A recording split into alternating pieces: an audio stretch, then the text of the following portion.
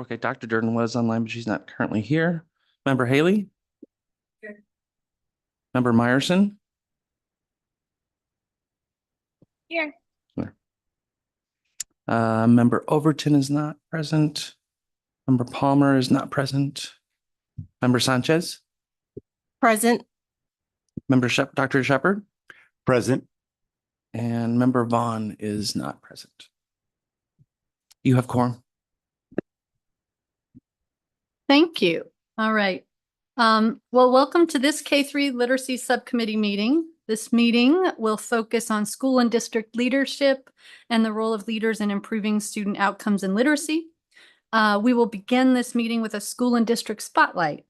Joining us today are two powerhouse school leaders who have helped transform early literacy in their schools and district. They will discuss the role of principal and district administrator as a literacy leader, effective practices for improving student outcomes in literacy, and strategies they use that are finding success. So please welcome Dr. Araceli Montoya and Dr. Julie Case from Buckeye Elementary School District.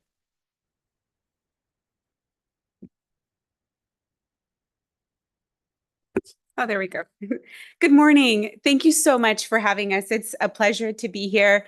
We're super excited, Dr. Case and I, to be able to talk to people that really kind of appreciate literacy and the work and the science and, all the different components behind it. So we could go on and on for days, but we are going to share a little insight into some of the work that we've both done. So what we were thinking was really thinking about kind of two different perspectives, that perspective of the school site from a principal perspective and kind of a more granular look. And then Dr. Case will then speak to you guys a little bit about what we're doing in Buckeye currently and what we're seeing as a result of that.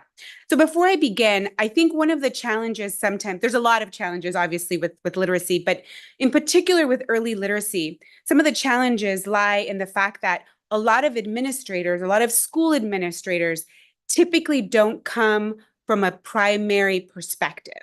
So typically you have most administrators at the school sites that are at the elementary level. Typically we've been intermediate or middle school. Most of us are middle school teachers. And so we don't necessarily have that skill set or that kind of understanding that is needed for early literacy. That's kind of one component to look at.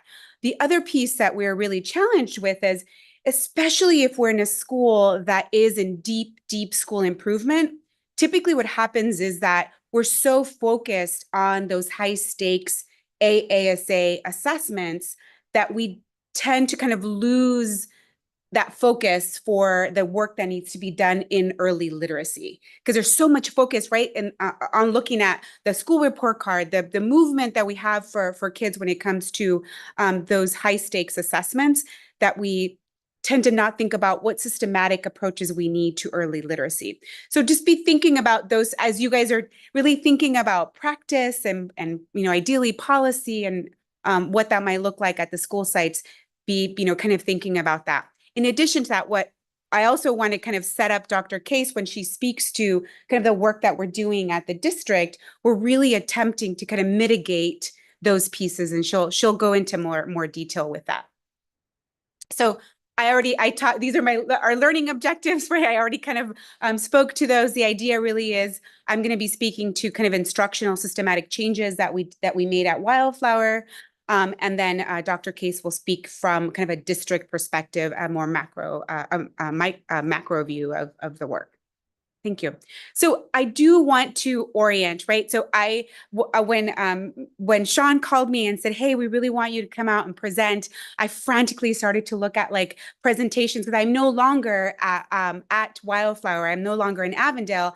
I'm now the very proud assistant superintendent in Buckeye. So I had to like frantically look at like what I might have access to from previous data for Wildflower. So this might be a little bit of an older data set. Just wanted to kind of let you know. But this is these are the amazing educators that we had at Wildflower when I was a principal there.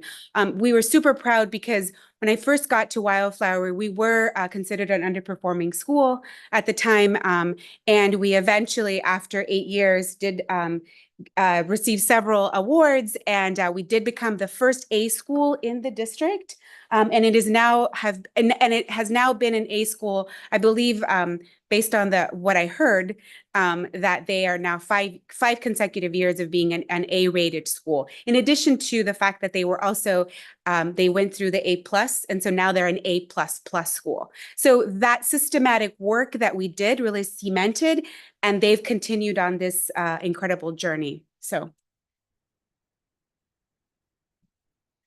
So I do want to point back to our universal screener, right? Our DIBELS data. This does guide a lot of the work that we do. You do see that at the end of year of 2019, 2020, that was COVID. And so that's why we don't have the data set there for COVID. But you do kind of see that movement, especially at kindergarten. It is absolutely essential that we have the kinder teachers understand the power that they have in really setting us up for that future literacy for students. So you really do get to kind of see where we started, and then the movement that we had. We did see, once we put these systems in place, we saw movement very quickly, which is typically what you see in early literacy. So if you're doing it right, you should see it super quick, and you should see that pop that happens, and it's super exciting. So again, kind of that was our kindergarten team, and I'll kind of go into detail about what we did and specifics. Is this this is first grade. So it's the same idea. You kind of see that movement throughout the years, right? In 2016, we started really implementing these pieces in like 2015, but then we really started to see the results kind of as you see. So you kind of see that movement again. That's the way it should move and it should look. One of the challenges that we had and that we have now is that there's this assumption that's made by our first grade teachers that there should be like a middle of the year kind of slump, usually when they introduce an additional measure. But what we preach is that we don't see that slump nationally. So we should not see that slump, with our if we're doing the right work. And so that's a kind of a continuous conversation that we have, but something that we are really we need to point that out, because it doesn't bear out on the national, level. So that's our first grade data. And then second grades, you kind of see that similar movement, right? We have some years and some cohorts that are stronger than others, but overall, what's really cool is that you see that 2020, 2021, that was COVID, right? We still dibbled all of our kids, even though we had that half in, half out model that we had, but we still dibbled all of them. So we did ask parents K1, 2, 3 to still bring in the students so we could get a measure. And I wanted to see how much we had dropped, right? Because they weren't with us at the end of the year, but you see that they kept. So they left us March, I'm sorry, in December, middle of the year, they left us at about 73%. Well, when they came in at the beginning of the school year, actually, yeah. So if you look back, it's relatively similar. These are different cohorts, but they held, right? So we were super excited because these were our first graders that didn't have that last quarter, right? So the data is important, and so that's another component. And then third grade. I don't know. Third grade.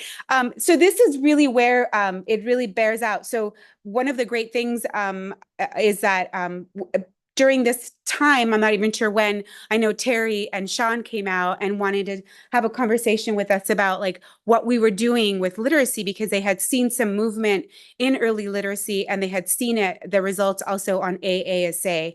And so they came out, and, it does bear out again. There's different cohorts of kids, but overall, those percentages were going up from where we started. So now I'm sure you're like, okay, what did you do? So this is kind of like the evolution of the K-3 reading at Wildflower.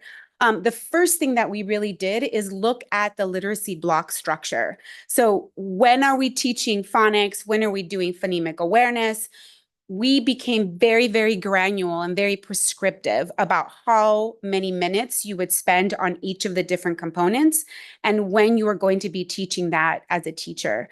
I know sometimes people are like, well, where does the joy of the teaching? Well, the joy of the teaching comes from the delivery, right? You can have, if you're doing Heggerty, you can have it be super boring, or you can have it be super exciting. And so that's where that idea of like really having the teachers kind of infuse their enthusiasm for literacy. So we worked on the literacy block. We became very, very prescriptive. And then we started small group reading intervention schedule with a reading specialist. So what we ended up doing was we made it so that we had some instructional assistants that were originally like kindergarten instructional assistants. And you can imagine the conversation when I pulled those kinder assistants away. Kinder teachers were not happy. But then they really started to see like the impact that those people were making. So what happened with that was that they were then pushing into the classrooms, and we had staggered schedules so that they would move from one teacher to another. And that way, really, it also ensured that teachers were making sure that they were keeping to their schedule and making sure that that small group instruction was still happening in that setting. We did implement foundations. At the time, we had Wonders, and it wasn't the phonics scope and sequence wasn't what we thought it needed to be for our kids, and so we needed something more prescriptive. So we went towards foundations. We did a lot of studying. We went to go see other districts that were using foundation. So we went to Litchfield, I believe, at the time. And so we learned a little bit about the implementation and what that looks like. And then we did a lot of professional development around literacy and foundational reading skills. We not only did that professional development with teachers, but we did it with paraprofessional staff too, all of them. So they all were in the same room hearing the same message. So it did come to the point where like initially those paraprofessionals that were supposed to be going in and doing small group reading, if the teacher asked them to do something else, they would come tell me. The teacher asked me to do this activity, and so they would come to me, or they would initially tell the teacher, I'm not allowed to, and I would tell them, you need to tell them. And I would tell them like, oh, when we're doing the PD, the instructional assistants will tell you I'm not allowed to do that because you're only allowed to do the small group reading. And so they would come and tell me when the teachers asked them to do a wreath for Christmas instead of, the reading. They do have other times and other opportunities to do that. But during that small group reading time, that's all they're supposed to be doing.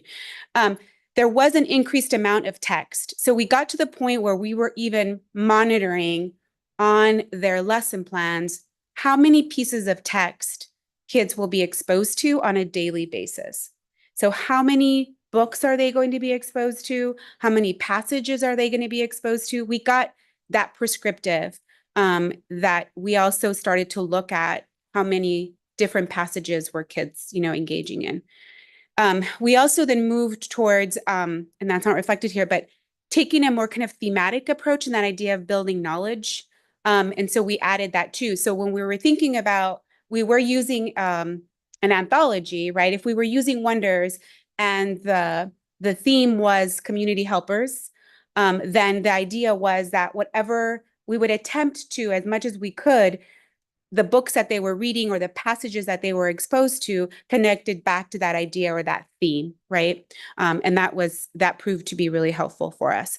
We also did this other piece where we did do the Dibbles nights with parents. So if the kids were not at benchmark, we asked the parents to come in and have a conversation with us about, what was happening with the students. Those proved to be very helpful. There were sometimes difficult conversations to be had with parents because we did provide them the measures and like where the kids were at, like the printout that you could do for Dibbles. And we had some conversations with them about really like, what does this mean for your child? We saw some great results from that because kinder parents, you know, they're on it when you tell them that they need letter names, letter sounds, and what does that look like? And so we also did like make and takes that we would give them some additional resources on those nights, but those were really helpful. We did also provide them with the Maurer letters. You know, those are really important for a heads up to kind of to parents, and we did it, you know, at as many junctures as we could so that they were aware that this was a possibility. The other piece is that we really made a concerted effort of having books in children's hands. Again, we measured how many different, you know, passages or books are kids going to have. So we're not just relying on that anthology, you know, or Basil or, you know, whatever curriculum you're using. But in addition to that, there is a lot of power in just having a child have a book, right? Like a real book, not just like an anthology or a workbook or a passage, but there's a lot of power in them seeing themselves as readers when they can read that, even a rebus book, right? Like there's a lot of power in that. So we really capitalized on that. I think I spent too long on that slide. So again, I kind of spoke a little bit about the literacy, the literacy block structure. We just very, very clearly delineated out these particular pieces, and then for literacy, and then for writing as well. And then that focus on text, I think I mentioned that, like that was a really, really big move for us, and monitoring the amount of text that kids are actually reading and exposed to. And now I'm gonna move over to Dr. Case, and she's gonna talk about Buckeye and kind of what we're doing. Ideally, you'll be able to see the connection to the work that we did at Wildflower, and then kind of continuing now on and how we're approaching this as a district. So thank you, Dr. Case. Thank you. We are going to talk a little bit about a lot of the same practices that Dr. Montoya spoke of, because they are best practices in literacy. And so Buckeye Elementary School District, we're on a journey of improvement and growth, especially in our early literacy. And so we're going to start just with our Acadience data. And we pulled our end of year data because we look at our data at every single juncture that we take it, but we also look at it, one, our kindergarten to kindergarten across. So like if you look at that top row, our kindergarten at the end of 21, we had 18% were at benchmark. In 22, it was 60, 65, 72. We look at what did our last year's compared to this year's at the end of the year. Well, we had a 7% increase. Then we also look at it through a cohort's view. So if you look at our 2021 kindergarten that were at 18%, well, the next year at the end of first grade, they were at 32. At the end of second grade, they were at 39. Then we saw a big jump at third grade of 16%. They went to 55. That's where they ended. So if you think about it, at the end of kindergarten, they were at 18%, were at benchmark. And at the end of last year, it went up to 55%.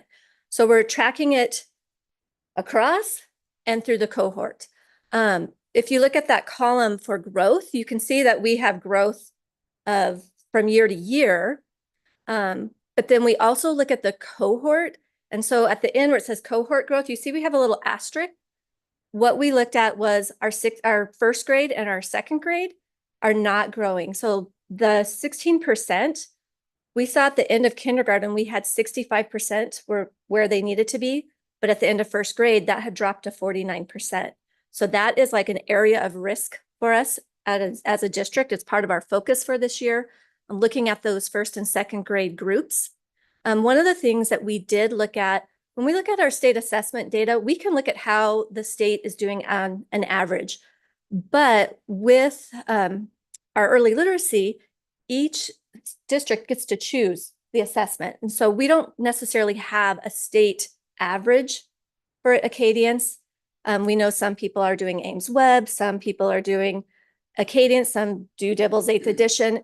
Everybody chooses. So our director of research and assessment, he pulled out the Acadience national proficiency norms. And so this year we introduced our teachers to those proficiency norms. And what we told them that because you don't have a state average, we need to look at the national norms.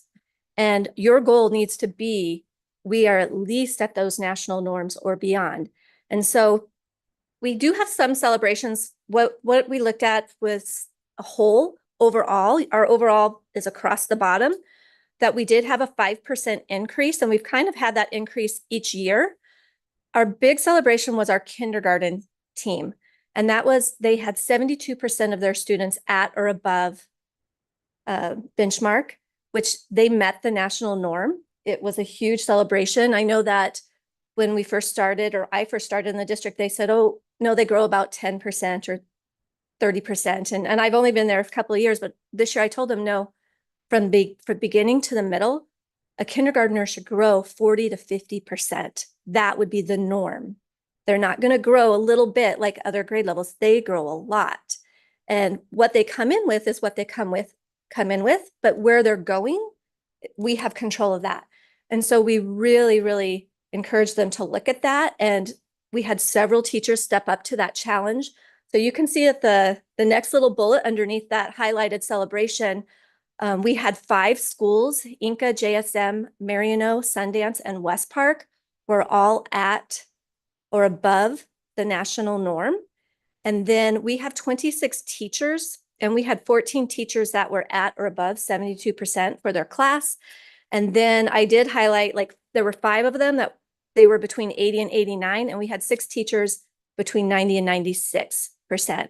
I know some of them in the 90s were disappointed, because last year we had a couple teachers who had 100% of their students at benchmark. So they were really disappointed with that. I know one of our teachers, our kindergarten teachers, she truly inspirational. She had the lowest incoming scores in the district. She had 4%, but she had gone to visit that teacher that had 100%, and she started really looking at what they had in place. So last summer, she really looked at her classroom and changed a lot of practices. She put those small group instruction routines in place. She really worked hard. So she only had 4% of her kids at benchmark walking in the door. At the end of the year, she had 84%, and she was so devastated. I went and talked to her. I was like, your class did amazing. And she said, I'm so upset. 3 kids were so close. And so, we're building that with our kindergarten team, and that's our early foundation. Ironically, our 3rd grade this year, that was a celebration. They grew 16%. But if you look at it over time, the last 3 years from 2nd to 3rd grade has been a 16% increase. How that ended up being 16% every time, I don't know, but we see that big jump right there. So we're going to go in a little bit about what are we doing, and I'm going to focus on it through the lens of the science of reading. And so what we did is we looked at, like all of you, I'm sure you've attended many webinars, read a lot about the science of reading. If you were around in 2020, or not 2020, but 2000, we got the National Reading Report, and it was over 25 years of research. We are at about 25 years later. So we have over 50 years of research about the science of reading. And so we used, at the bottom, it's linked there. It's EAB, it's an educational consulting firm. They have a science of reading implementation guide. And so as we go through, we're kind of using that guide to guide us through what we are doing with the science of reading. And so the first part is we are building district-wide expertise in the science of reading. And letter A, it's all about letters. We have taken every opportunity from ADE to participate in letters at our preschool, with the exception of the 2 new hires that started this week. Every single one of our preschool teachers and our preschool director has been through early childhood letters. We had our first letters cohort, like letters for teachers, they're finishing up this summer, the 2-year process. We have our 2nd cohort starting year 2, and we were just given 40 more licenses for cohort 3 to start. And we already have that list filled.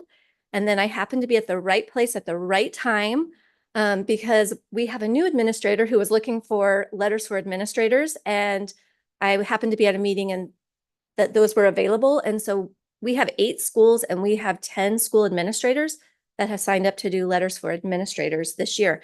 And just as Dr. Montoya said, as I looked at those individuals, they were all middle school teachers. So, and they did not teach literacy, a lot of strong math teachers there. So they are really trying to learn what is it my teachers are learning? And then we also had the opportunity to send 4 from our district. I went with 3 of our reading specialists to be the first cohort from ADE to be letters facilitators. So we are building our knowledge bank in that way. The second thing there, we did a K-2 book study last year. We meet as a district PLC, so all of our kinder meet together, all of our first, all of our second. And we did 2 book studies last year. The first one was A Fresh Look at Phonics by Wiley Blevins. And then we paired that with Choosing and Using Decodable Text by Wiley Blevins. They complement each other. And so we went through the whole year with that, with our teachers.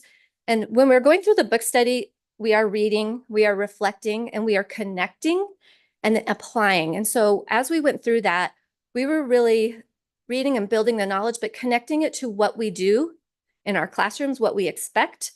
We were looking at, we had a large group of K-2 teachers that were in letters. So we were trying to connect everything we were reading to letters. So we would say, oh, remember in Unit 2, session, whatever, we talked about this. So we were connecting it to that learning. We were connecting it to our curriculum. When it talked about a phonics lesson, well, let's get out our 95%. Let's get out what the letters outline of a lesson looks like. So we were making as many connections as we could. And this coming year for 24-25, I did list the K-5 book study, which it's shifting the balance, but we are doing book studies K-8 and ELA and math. So even our middle school teachers will be participating in that learning. It is part of our district professional learning community. We've organized that meeting so that there is a chunk of like professional development time, as well as looking at data instructional practices as well. It is exciting. I know first grade teachers last year, I was at their last meeting and they were reflecting and they told me they're like, we want to do more learning and we really want it connected to letters and what we learned in letters. So that was exciting that they appreciated that. And I know one of the kindergarten teachers, she saw that what book study she was doing this year. And she saw me last week at a workshop and she's like, I'm so excited. That book is in my Amazon box. And I was like, okay, great. So they are excited to learn. And then the next thing we did is looking at the needs of our district. We do have academic coaches, but we have reading specialists. And we are using our reading specialists in a little bit different way. And I did link our reading specialist framework, but I worked with them last year to look at what are all the components of your job. And so we talked about the fact that they are student focused, they are teacher focused, and they are systems focused. And what parts of their job, what do they do within those different areas? And so because we do have high needs that teachers we need to support, our reading specialists are supporting our K-2 teachers in early literacy, sometimes third. It depends on the need on their campus, as well as working with students and doing interventions. They coach teachers, they model for teachers, they do work in alignment with our academic coach, they work together. They provide professional development. This last year, they did professional development on writing during the entire year for their staff, but then they did some smaller sessions as well. And then they are also our quarterly planning facilitators, and they are facilitating CT meetings on their sites, which are collaborative team meetings.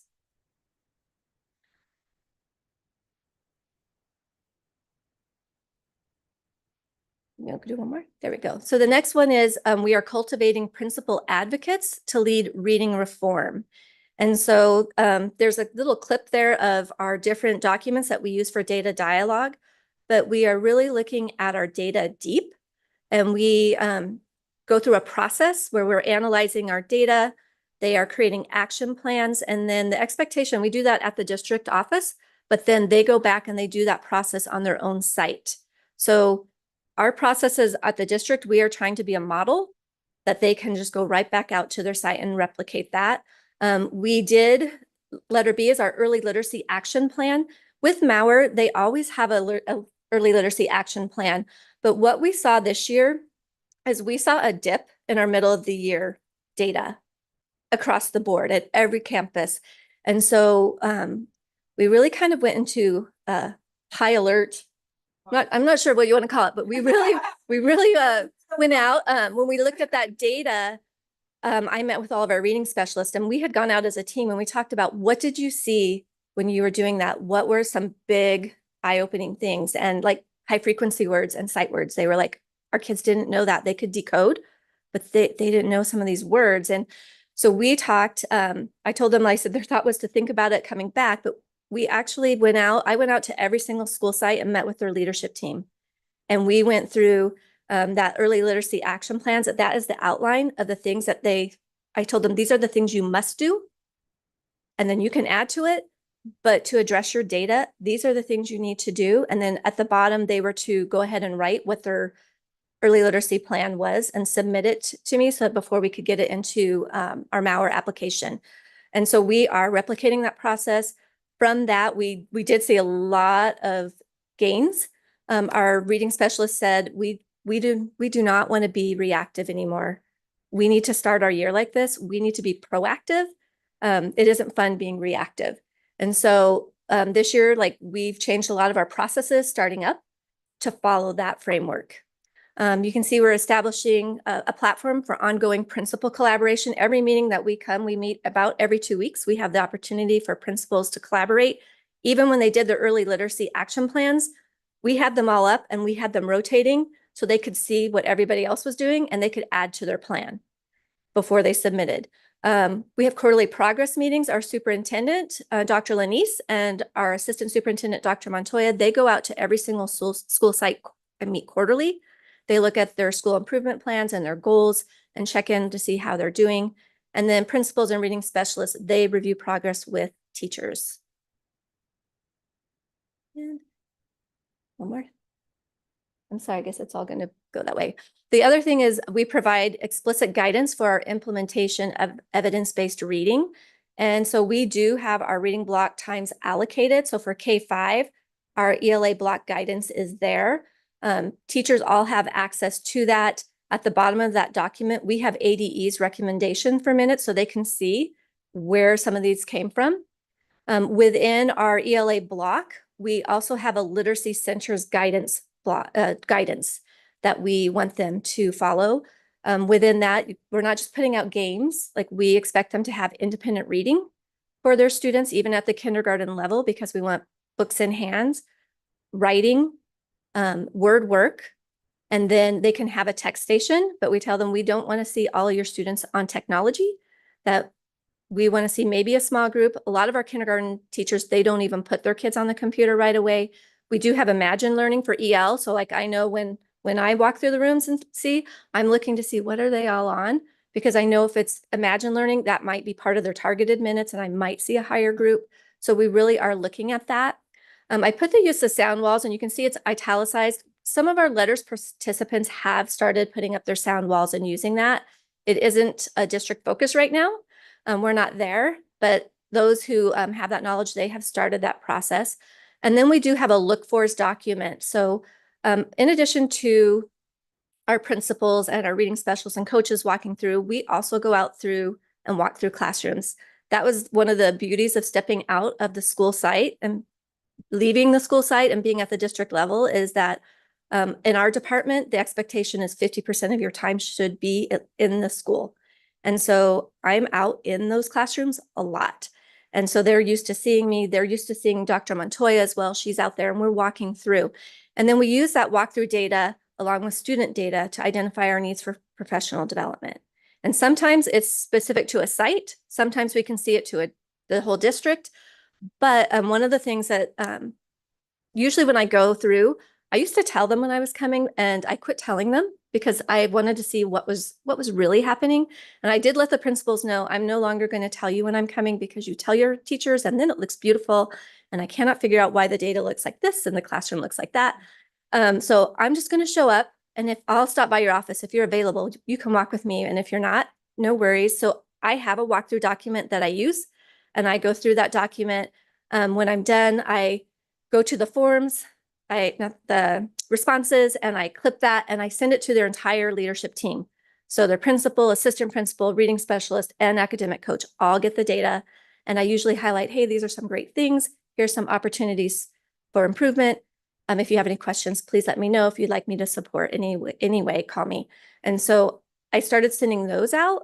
And so that way I did see a lot more movement, because sometimes when you send it to one person, and then when they wait till they have a meeting to talk to the next person. And so I found if I just sent it to the whole team, then that was, everybody got it. And then they could could respond from there. And then also increasing opportunities for observation and feedback. We have been taking teachers to go see other teachers. And so when teachers ask me, well, how did this happen? And so I'll explain it. And I said, would you like to go see? And we can arrange a visit. And so working through the principal, the reading specialist, or academic coach, taking those teachers to go see their peers. Because sometimes, like I can say it many times and they're thinking, oh, I do that. But when you see it, oh, that is what it's supposed to look like, or I see it now. And so we've done that across the system. I know even yesterday with new teacher orientation, a couple teachers said, I wish we could see that in action. And they were told, oh, if you want to see it in action, come back, and once you get started, we can take you to see another classroom. So we are taking teachers to see each other because we want them to collaborate across the district, and they see each other's data. So when we go to district PLC and we put up that data, like here, you just saw the overview, they see it by school and by teacher. So they can see everybody's data. It's a time where they're very vulnerable, but they are learning from each other, and they can see like, okay, who's performing what is happening in your classroom.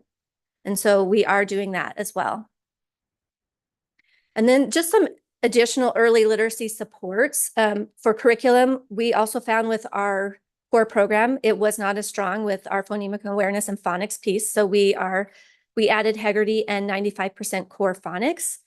We added additional text for students. We wanted to have a lot of text for students for them to have in their book bags, for their small group instruction, for independent reading. So we have Reading A to Z licenses. We have Newsella. We have additional decodables, leveled, and nonfiction text for small group instruction. Dr. Montoya, she is a big advocate for books. So the last 2 years, like we have added thousands of dollars to our leveled book rooms. We have everything from decodable to leveled. So our primary grades, we really talk to them a lot about, you need application of skill in text. They have to be applying phonics skills in connected text. You will be heavily decodable text. And then as students become more proficient, we will move them through to leveled. One of the things we talk a lot about with them, especially in second grade, is when students are taking AASA, we're not giving them a decodable text passage. That is a leveled passage. So they have to move from decodable to leveled. We have to get them there. And then the nonfiction, we this past purchase that we had, 60% of our books were nonfiction, is what we requested, because we want to build that knowledge base. In addition to that, our science and social studies coordinator is pulling paired text that aligns to their science standards that they can use in small group instruction as well. So we're trying to build their knowledge in as many places as we can. And then we also added intervention materials for our reading specialist. We added SIPs, because SIPs has books, not just passages. So we could have books in hands for students. We added 95% leveled library, rewards for our upper grades, and then sound partners for some of the lower grades for teachers to use in the classroom. And then as far as professional development, these are just some of the areas that we've done either across the district or highlighted. Small group instruction and literacy centers and writing. We've hit those heavily. Writing was last year, high frequency words and sight word instruction, and being explicit and using orthographic mapping. And what does that look like? Fluency, paired text. We began that with our 3-5 departmentalized last year. And you'll see that in our next slide where we're going with that. And then just bi-weekly training and support from our coaches and reading specialists in those particular areas. Okay, and so these are our next steps, because we are not at any ending point. We are still growing and we have places to go. So our first one up there, our small group instruction, we are still emphasizing small group instruction for our K-3 classrooms. We do small group instruction beyond that, but that is a heavy emphasis at that time, because that's the opportunity for differentiation. We want them to have grade level text in front of them, but we also know that we need to meet them where they're at. And then we have our whole group ELA, looking at gradual release. One of the things that we wanted to make sure was our comprehension. Our teachers had that model, and our teachers are modeling, walking students through that, and then releasing it. Because if you're constantly modeling and doing guided practice and there's an independent practice to apply, we're not getting them to where they need to be. So that is our focus for this year. K-8 is going to be on gradual release. And then we have paired text. We are expanding that to K-2, the use of paired text to build knowledge.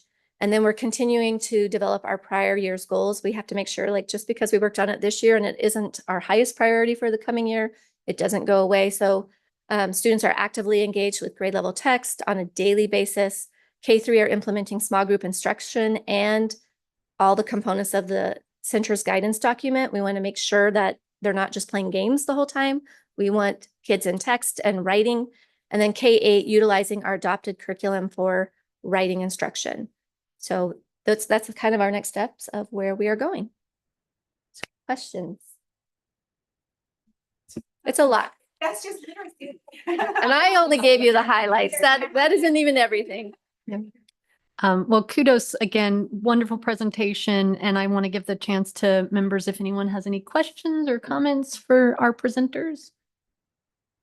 I do. Yeah, Dr. Shepherd. Thank you very much. Congratulations to Wildflower. Congratulations to Buckeye for your work. That's really nice to see.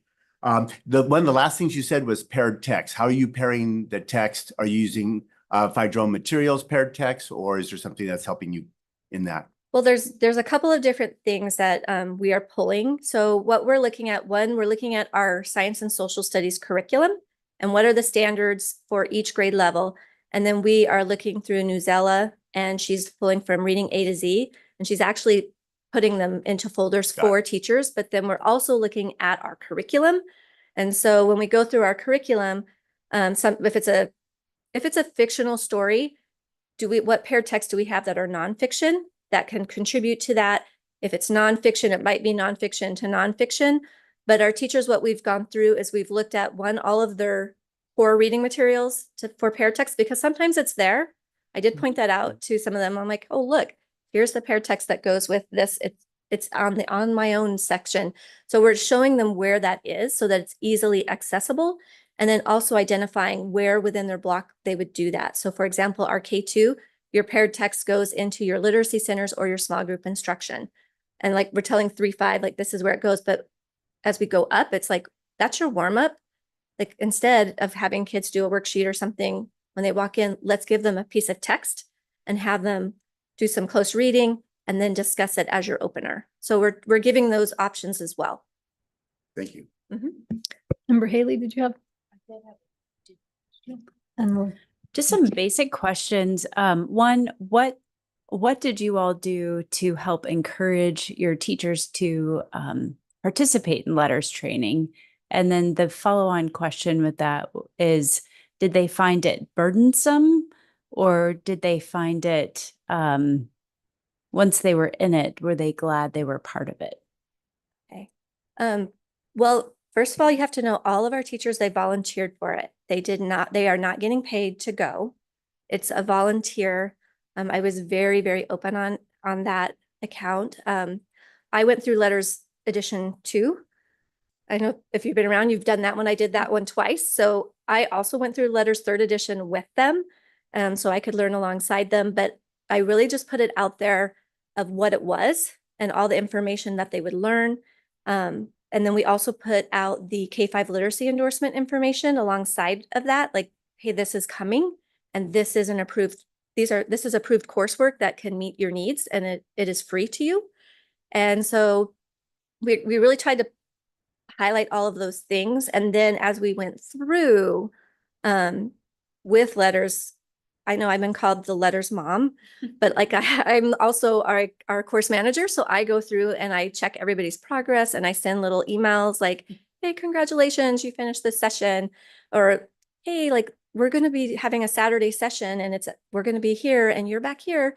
So don't forget. And so like a lot of encouragement, a lot of highlighting what they're learning in their classrooms. I know when I would go on the Saturday sessions, I would send out an email afterwards, like saying, hey, we learned about this. And I would connect it to something in their classrooms, or if I left a note in their classroom, because when I walk through, I don't just walk through, I always leave notes. Our whole department leaves notes for teachers. And so just really a lot of encouragement. I always put it out there, though, it's free. It meets a requirement for your coursework, and this is an expectation for teachers by 2028. And so I know this cohort that's starting will be our largest cohort of teachers. I think So- it also, because they meet together, right, because they meet together as like kindergarten teachers. And so if there's like 2 or 3 and you see the data, and typically what happens, it's connected to those people that know more about the science of reading. And so if that's me and I'm wanting, because we're so transparent with the data, that I'm gonna like, what's Julie doing? I need to like, and so then that's part of the conversation. I think that kind of lends itself to that kind of momentum with that many, because they're seeing each other and they're having conversations. So I think that also helps, and that there's a lot of study around reading. And I do think that they saw so many connections to what we were asking them Right. to do. Like, as a district, this is our expectation, but when they went to letters, if they didn't know the why, this is how I do it, they saw the why. And they could connect it to each piece of their block. They could connect it to their curriculum, and always putting out that communication for them of how that connects. But the first cohort, they're super excited. Already we've had members of that cohort go and take their assessment. I know I saw one of them yesterday. She's like, I have one more thing and then I'm going to go do it. I'm like, great. Like, you have till August 31st. So we're constantly encouraging them to do that, but making those connections. I mean, just to follow up, that sounds also like the administrators of the schools were seeing what was happening in the classrooms and they wanted to be more effective leaders for their schools. Is that a right assumption? I would say it is, because last year we had the opportunity for letters for administrators. And I think we only had a few that volunteered to participate in that. Ironically, probably about a month before I sent out the email saying, hey, we have the opportunity to do letters for administrators. We had done a whole ELA kickoff for this coming year and highlighted the science of reading and the importance of that. And so it was a really timely. I know I was super excited to be able to say, hey, we need 11 licenses for this coming year.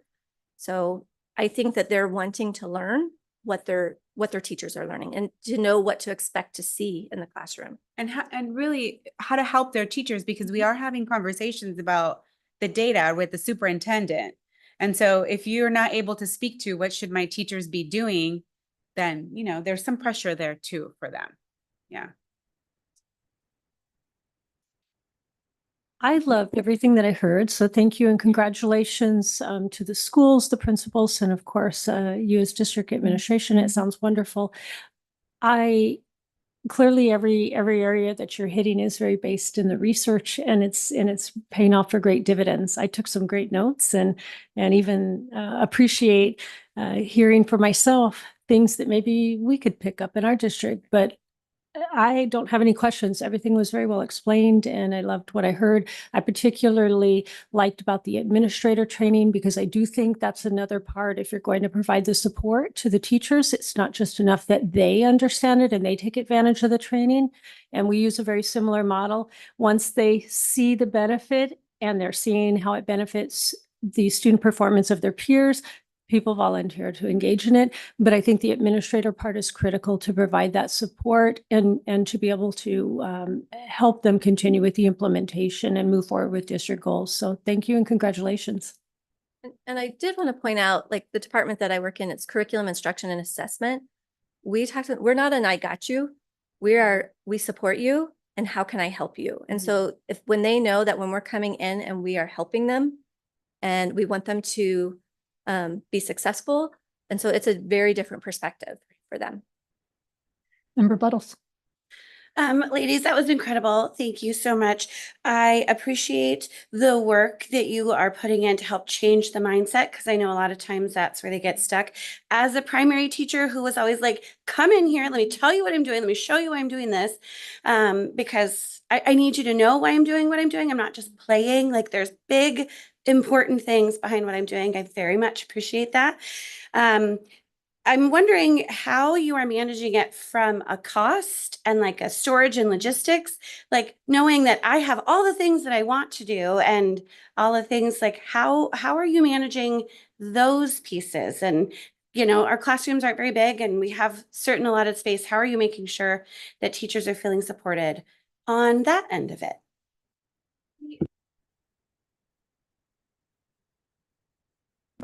There. I'm learning. When we first started, we did know that there wasn't enough text. We did know that the anthology, we knew that it wasn't enough. And so we really did look at our title funds and made the decision then to invest. At the first year was $50,000 of leveled readers for each of the different school sites. So that was the first year. It was a total of 25,000 for each year. And then this year again, we did another 25,000. So they all have a book room where they could go and so in addition to that, there was also there's a concerted effort by the department, CIA, to add those additional kind of resources to the curriculum map. So if you go as a teacher, this is the week that I'm working, this is the theme, and these are the paired texts. It's very easy to see and have access to those different pieces. In addition to that, Julie will go, she's very responsive to Kinder, especially because they've had such great results. So whatever Kinder teachers need, they get. And of course, all of the grade levels, but so there is a very concerted effort around responsiveness to like what the resources are. So for example, the work around the high frequency words. So now there's like slide decks that they can use as a resource, and so those pieces. The principals have also invested additional monies in some of the centers, right? Because we wanted the quality, not just working on puzzle, that. So those were some of the shifts that were happening, and so the principals also understand, and the teachers were like, well, you want me to do these centers, can you purchase these things from Lakeshore for me? So there's a lot more responsiveness, I think, for that. Obviously, and then there's a room that's dedicated to the literacy, there's the centers there, and there's those books. But you're right in that we did have to, spend additional monies. That was from the district that made that decision to purchase those leveled libraries And for the schools.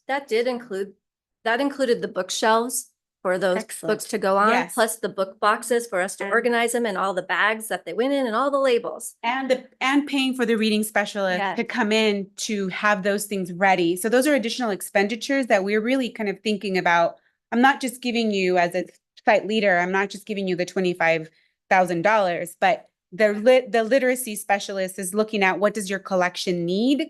And then that's going to be what we provide, and we'll provide you everything else that's needed with that too. And I would say, in addition, quarterly, we do have a literacy centers workshop, and teachers can come, like I hosted one like a week and a half ago. All of the materials are there. And so we went over this as the guidance. Here's all of your shared reading text, like here's all of your little books that align. So they could sit and make all their books. I have one teacher, she had all of her decodable books that aligned to her curriculum ready to go for the whole quarter. Like they do all their word work things, they set them all up. All the materials are there for them. And we use some of our Project Momentum monies, our school improvement monies, to pay the teachers to come in to do that. I love that. And can I ask you a follow-up? As you were going through the big shift, did you have any sort of resource vetting to make sure that it was truly decodable leveled and not predictable text relying on old methods? And the same with as you're going through your centers to get away from the fun and the fluff to still engaging but appropriate and challenging and so on. I can speak to one piece and then I'll have Dr. Case, she probably has more information, but it's interesting that you say that because before Dr. Case came on board, I was kind of heading some of this literacy work. And so at the district about 2 years ago, but so I called Follett and I was very clear about this is what I want and this is how many I need and this is what I'm looking for. I did tell them I need decodable text, but then when they send me, they'll send you links of the books, right? And so I started looking at the actual books. I think the publisher was like, or the Follett was like, I actually looked and to see, because I know that they're not usually decodable. And on the Excel sheet, I wrote not decodable, not decodable. And then I would go, and so I said, I need you to relook at these. And so then they actually had a reading specialist that works with Paulette, then work with me so she could vet those books. But yeah, you're right. It happens that publisher is just going to pull, they don't know. They're the sales rep, but then they actually had a specialist that worked with me for those decodable texts. And then I'll have Julie speak to the decodable piece. So when we organize the book room, the decodable text, like we put down what skill that it is. And then what we've also done is we've taken our scope and sequence from 95% and what students are taught. We've linked like the text that would align to that. We recently are looking at some more text that we have to link there. That's like a job I have coming up here, but we make sure that when they do the phonics screener, they know what skills or deficits they need to address. And then they can go to the book room, or they can look at their scope and sequence document and the links that materials that align to that, and then they can pull that text. So we're Well, I trying to think- be very specific about it. Go ahead. I think you really said it, and it's the piece that if you're not in it, living it, it's that the assessments don't care what skill level you're on. Like, that's not going to scaffold based on what you need. And so they have to have that word attack skill. They have to have those multiple strategies and not just rely on the picture and not just rely on the first sound. And a lot of the materials that we grew up using as kids and as, brand new baby teachers, kind of got in the wrong. So Right. kudos to you guys. It sounds like you've overhauled the system and made great growth. I was going to say with Congratulations. those phonics skills, it's application in text again and again and again. You have to keep practicing. You just don't do it for that week. You still have to keep putting it in front of them. And I'm going to let you have the last word. And Sure, it's really just validating an assumption, and that is, Dr. Montoya, you are the principal supervisor for this, or is there someone else? So that would be the superintendent, but I am I view myself as their coach, the principal coach, but I am the assistant superintendent for the district. Yeah. I think just thinking through, as I look across the country, the principal supervisor is often a neglected role in Yes. having the level of skill that you do. So there's this wonderful Yes. instructional team and academics team, but then there's a principal supervisor. That's a separate, yes, that's very true. It is separated. My boss is Dr. Lanice is the one that sees the evaluation and all those components, but I see what they're doing instructionally. Yes. Right. So All right. Well, I just want to thank you again, Dr. Montoya, Dr. Case. Thank you so much. This was exactly what I was hoping for when Sean and I reached out and asked you to do this. And we just appreciate all you're doing on behalf of your own students, but also coming today and sharing so that perhaps other schools and districts across the state can learn from what you're doing. Thank you. Thank you, guys. Thank you. Thank you. All right, we're going to keep moving on. And now that we've heard from our school and district leaders, we will transition to learning about educator preparation requirements for school leaders. And Deputy Director Bruce DePlanty will present to the subcommittee on certification requirements for school leaders. Take it away, Bruce. Thank you, Chair Clark and members. I also have Deputy Associate Sup Jamie Wilbur, my colleague from ADE here to assist with questions if they arise. But I'm pretty familiar with the structure as just came up from over there. We can go to the next slide. Our current structure for administrator certification, I just kind of want to put this in context. We have 3 full standard professional certificates, a supervisor certificate that's typically like a special education director. We see a lot of those folks getting that certificate at the district level. There's the principal certificate, which includes principals and assistant principals, and there's the superintendent certificate that many school boards require as it is an optional certificate. But those are the 3 administrative certificates in Arizona that are standard professional, and they cover grades pre-K through 12. You can do the next slide. Focusing in on the principal certificate and the supervisor is similar, and the superintendent builds on that. but has got similar components. But for the principal, you need to have a master's. It could be a master's that results in, it could be an ed prep program for principal that has a master's, or it could be curriculum instruction, but then they add on the coursework, but they at least have to have a master's degree at this time. 3 years of verified teaching experience in pre-K-12. And I'm specifically targeting the standard professional principal certificate. There is law and rule that there is another one available that is going to come out of LEAs, but there's no programs for that at this time. So we'll kind of focus on this. As I was thinking through that, I thought, well, I ought to mention that.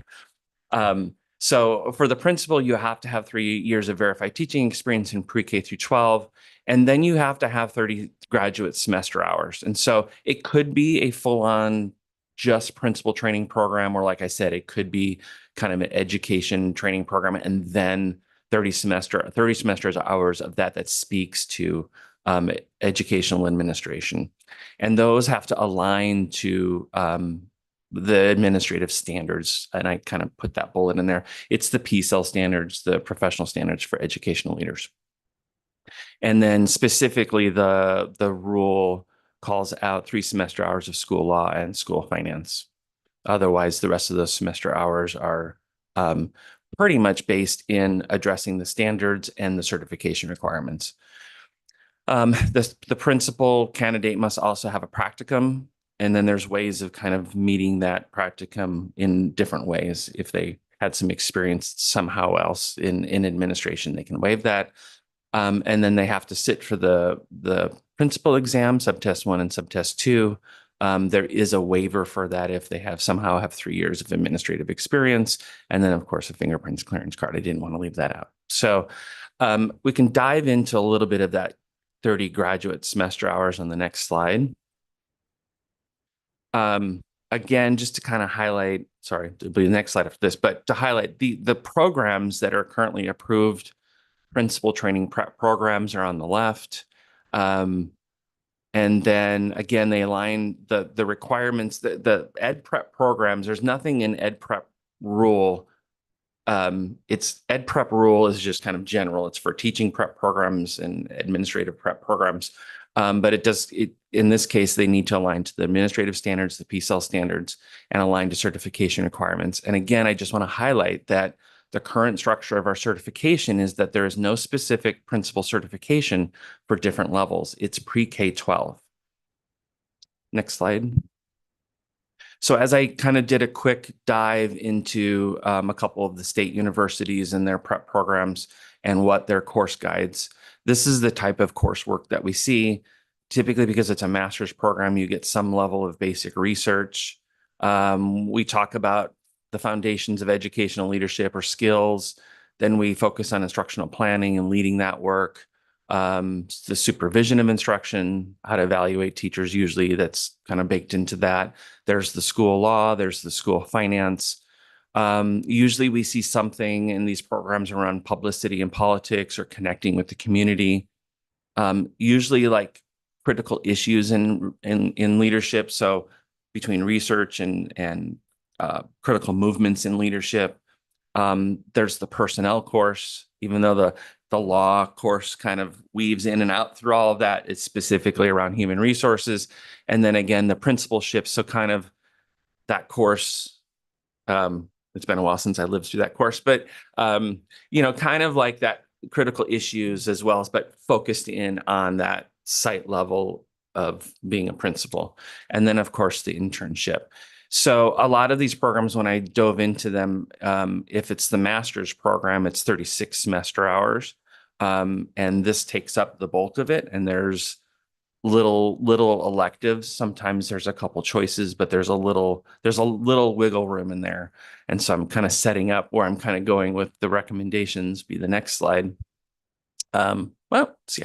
I don't have it in front of me. So I wanted to show you the data a little bit about what current certification looks like, because again, I know the kind of the interest is how do we bake in literacy training for principals, but they're K-12 programs. And so we don't delineate out a K-5 principal versus a K-8 principal or a middle school principal versus a secondary principal. It's just a principal. And so we've got almost 11,000 fully certified principal certificates out there that if the structure were to change, how do you tease that out? How do you figure that out when those programs were based for K-12? The next slide is just some considerations to think about. Under the current structure, principals come from teachers.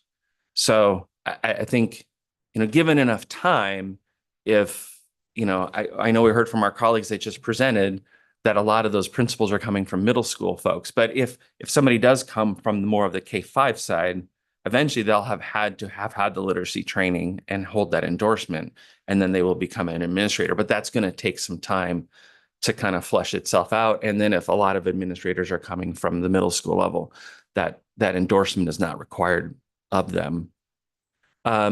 So considering the science of reading training for school leaders, I'm not sure what ADE is offering at this point, just targeting school administration, but that could be a consideration of specific trainings. I know that we heard letters for administrators, and a lot of them are tapping into that. I'm not sure what guidance is out there for institutes of higher ed for training and coursework for administrators, but that could be a potential recommendation. Is, can you throw into your elective pool science of reading for administrators, so that if somebody is planning on being a K-8, K-6 principal, that is potentially an elective. I will say, though, I did reach out to my higher ed colleagues, and for them to adjust a program is a multi-year process.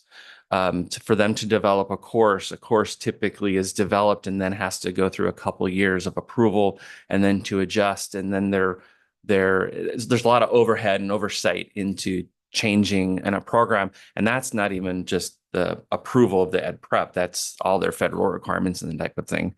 And then, as we heard today, LEA awareness of best practices. And so, how are we highlighting what we just did today, right? We just highlighted some great work happening. And we heard that the leader, their leadership is engaging and they're encouraging leadership to engage. Heard from another colleague that their system has the practice of, if the teachers are doing it, we're going to have the administrators do it as well. So that's kind of the lay of the land. There's nothing baked into ed prep for principals that's required as part of the program at this time. Next slide, I think, is probably it. And we're on the last one. So just the questions and. All right. Thank you, Bruce. We do have some questions for members. We'll start with Member Palmer. Thank you. Thank you, Madam Chair. Bruce, super helpful. And I'm going to go back. I'm going to put my old hat with the school board and maybe some of our administration friends I remember a conversation of trying to differentiate between elementary principals and high school principals.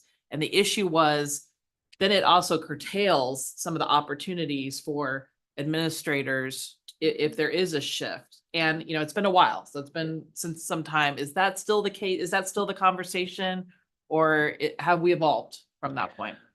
No, I think we haven't had to address it at this point because we have a K-12 certificate. And so, I trained to be a secondary administrator and certainly was. And when I considered interviewing for a K-8, I got up on dibbles and, I did what I needed to do, but I have the flexibility and certification to do that. I know one of the principals for my children was at a K-8 and moved up to the high school. And so right now there's not that barrier. They're able to ebb and flow and move throughout. Whereas if the structure fundamentally changed, then they'd be kind of locked into a series of grade levels.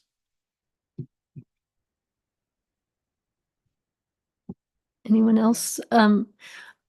You raised some really good points. I think the other thing that has me thinking, we definitely want flexibility, but I also think literacy happens across all grades.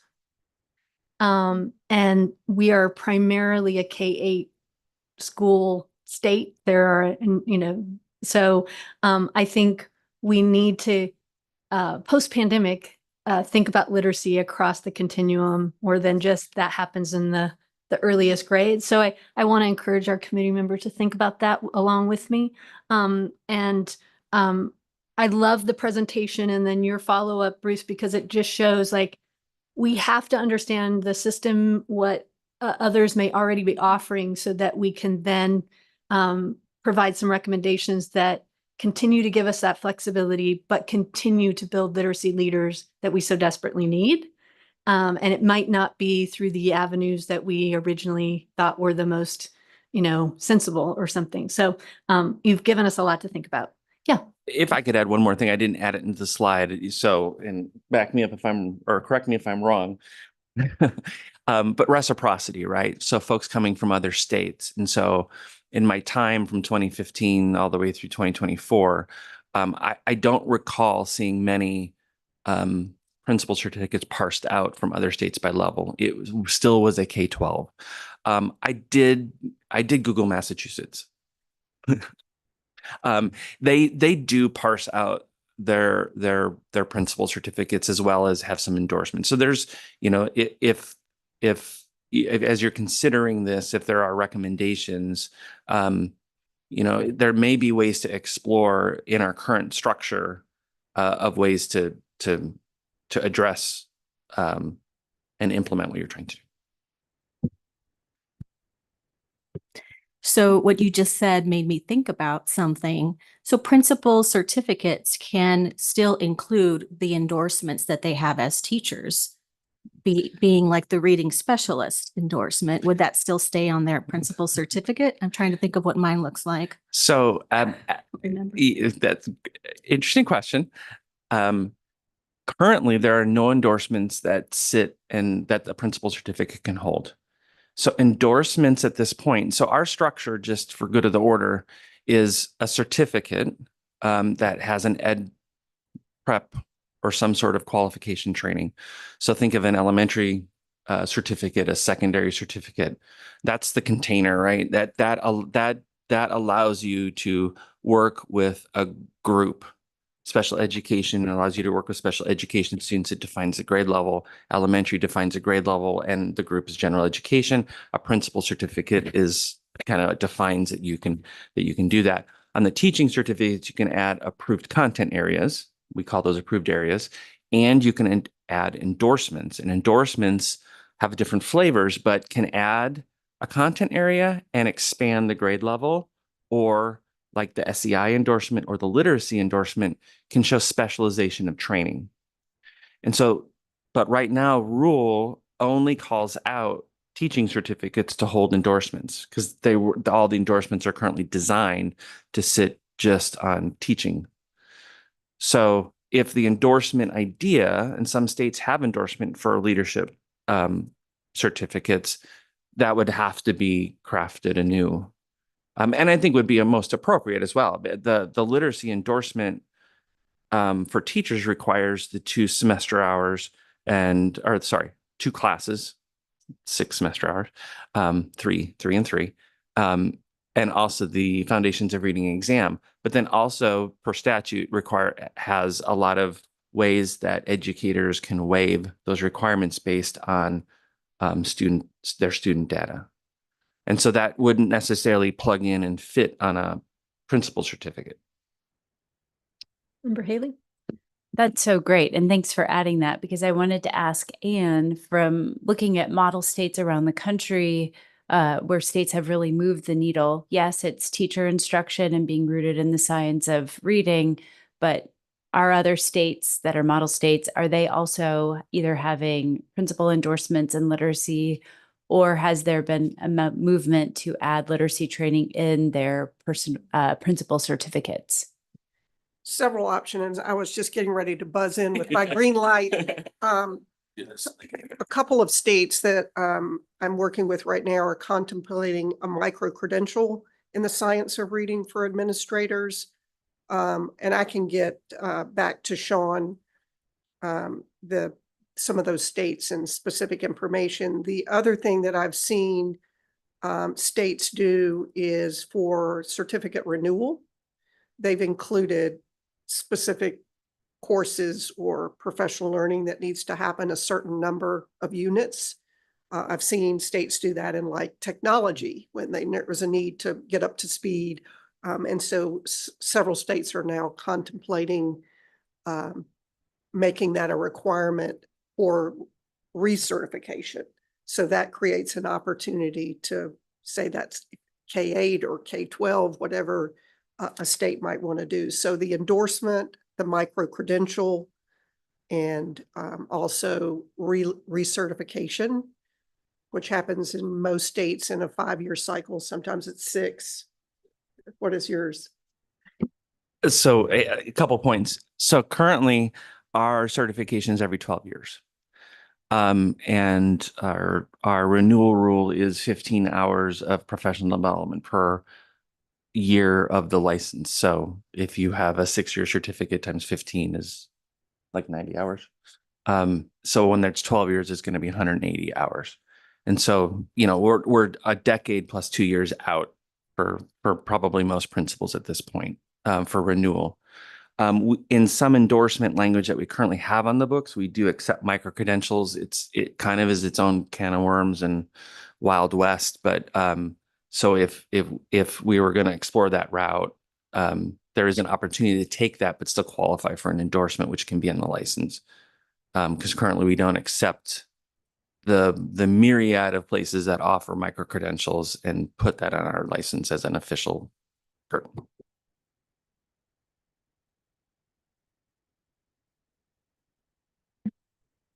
Oh. Looks like this member Myers. Oh, and Member Meyerson, thank you. Thank you. This is super helpful, Bruce. Really appreciate it. I'm sort of curious for everyone. Not only obviously the time horizon, I think that you just mentioned, which is a challenge, but also in Arizona, as we all know, charter school leaders do not have to receive a credential. And so I'm just sort of curious, just across the states, as we look at best practices, is credentialing sort of the primary means to sort of ensure this type of training occurs for our school leaders? Are there other ways to do this, both that are potentially more timely and ensure that all leaders, both charter school leaders and district school leaders, are in some sorts required to receive this? Just sort of curious for everyone's thoughts. I do think some charter school leaders on their own obviously want this type of training for sure, as do, for district leaders who wouldn't even wait that 10 years, but just sort of curious everyone's perspective on, are there other means aside from credentialing to ensure this type of training occurs and this type of requirement? Thanks. I will say, I mean, it'd be interesting to hear the discussion. The rule shift in 2016, 2017 around SEI and then the addition of the literacy doesn't have the certification desk be the gatekeeper on this. It really is the LEA. The LEA is saying by 2028, you need to have the literacy endorsement. What it does do for folks that are certified is it records, documents the credit of that. So there's no question down the road if they change districts and they can always hold up their certificate and say, I have the literacy endorsement, which means I've had the 2 semester hours and the test or waived it because I had the proficiency. But at the end of the day, it is the LEA to make sure that their folks have had this training for the teachers. And so, the same thing, I suppose, with some sort of guidance. I don't know what that looks like, but the LEA being the gatekeeper for the administrators as well. I like the suggestions that I'm hearing, the discussion right now that Member Meyerson, co-chair, brought up. I also like the comments by Chair Clark.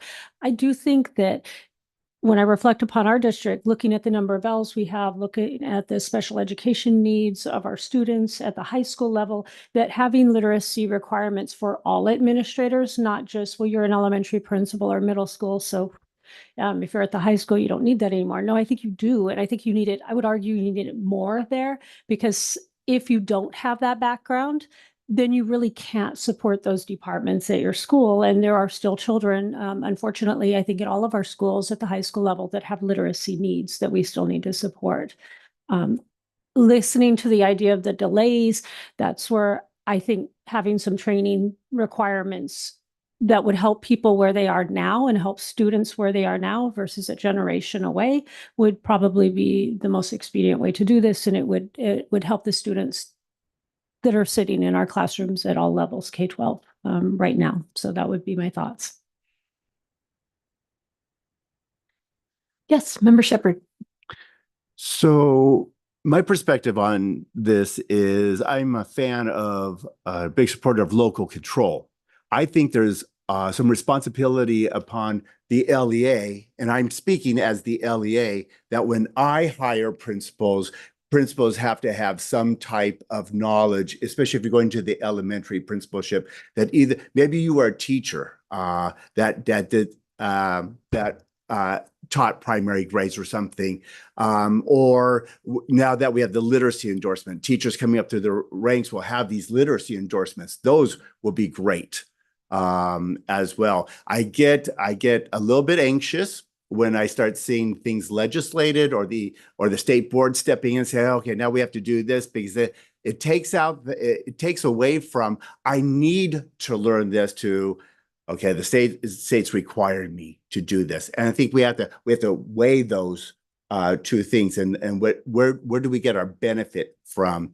I think it's I would say it's the responsibility of the LEA to make sure you have trained principals who are utilizing all the skills that they have.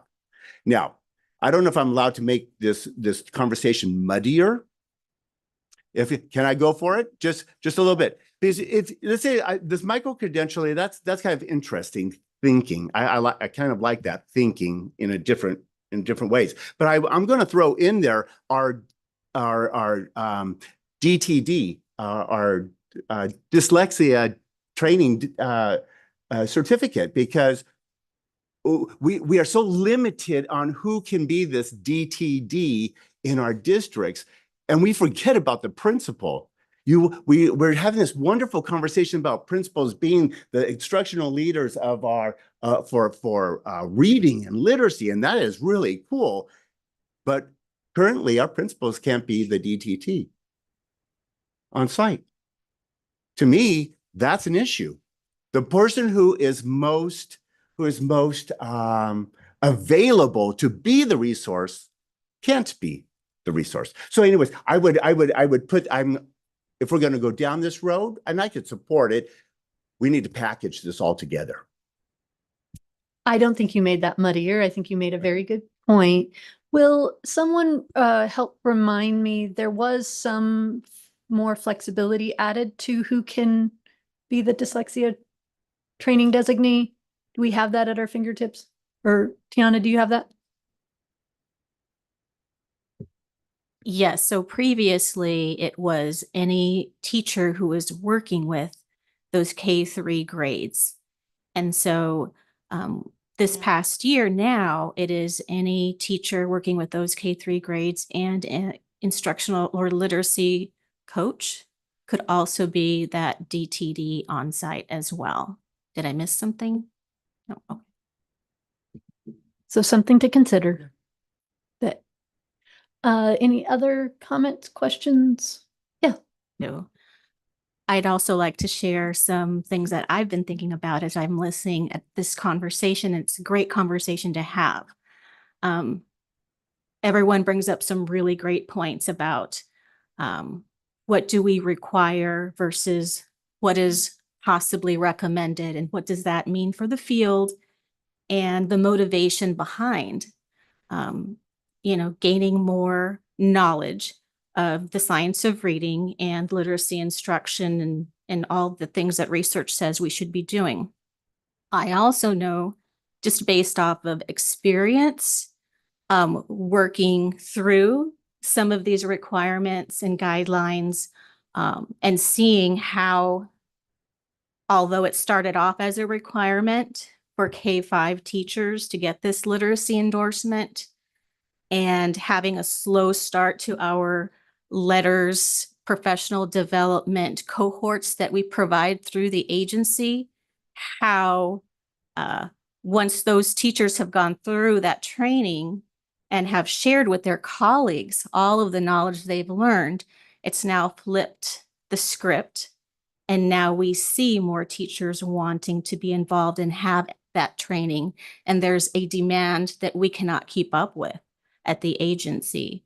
And so thinking that through and knowing that we have some teeth behind this because it is a requirement, but then it really is up to the field and the people that are working with students and being able to see how the knowledge they've gained has actually turned into some positive student outcomes with regards to literacy. I think that's just something to consider as well. So I get it that we don't want to always require things, but at the same time, then how do we move that particular group, our administrators, towards looking at literacy and making sure that they find that that is an urgent place that we need to address, or an urgent thing we need to address, and they are the actual instructional leaders. And so just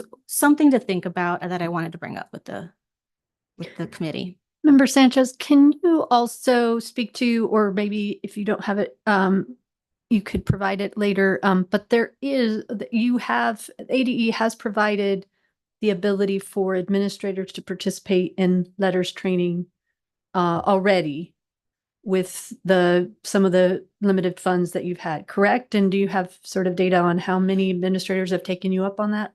We do collect that data. I don't have it in front of me, so I can definitely provide the committee with that number, but the number is quite astoundingly different. So we're looking at thousands of teachers that have gone through and are going through letters 3rd edition, or even early childhood, as our speakers were speaking to. And then we have a couple hundred maybe administrators who have taken up, and have asked for that. And we have tried to, as much as possible, when we're discussing letters 3rd edition, to share that we have hundreds more seats available. And those just do not get filled. Member Buttles. So listening to Member Sanchez and thinking more about what Dr. Montoya said, that the majority of principals seem to be from the middle and secondary space, I think it feels prudent to talk about my experiences in early childhood. In the 20 years or so that I've taught kinder, 1st grade, preschool, the vast majority of principals, it took many, many, many, many months and opportunities to really prove what I was doing and why I was doing it, why it was beneficial. And I really had to pull people kicking and screaming because they have their idea of, oh, well, this worked in middle school and this worked in high school, and get it together, and not knowing that underlying foundation. And I was blessed, of course, to have some along the way who were like, girl, tell me everything you know. I want to learn all of the pieces. So speaking as someone who really has kind of fought this battle a really long time, I really like the idea of everyone having that solid foundation, because like Member Canto said, we do have kids in upper elementary and in middle school and in high school who have whether they've slipped through the cracks, or they have special needs, or they're ELL, or there's trauma in their life and there's so much going on, who are going to need teachers who are passionate and capable, and leaders who are capable to really meet all of those needs and not have to ship out and farm out, and or just, which is what happens, I think sometimes they just kind of let it go and pass it on, and then we're creating adults who maybe don't have the necessary skills. So my idea is that I really like that everyone has that base knowledge. I think it's important no matter what group you teach or lead. All right. I appreciate your presentation, Bruce, and and don't go anywhere, because what I would like to do is maybe take a 5-minute break just for the good of the order, and we'll come back and we're going to have the subcommittee discuss sort of what we've heard this morning, and more questions, and sort of discuss ideas that can be maybe transformed into recommendations. But I want to give everybody just 5 minutes to have a bit of a stand up and stretch.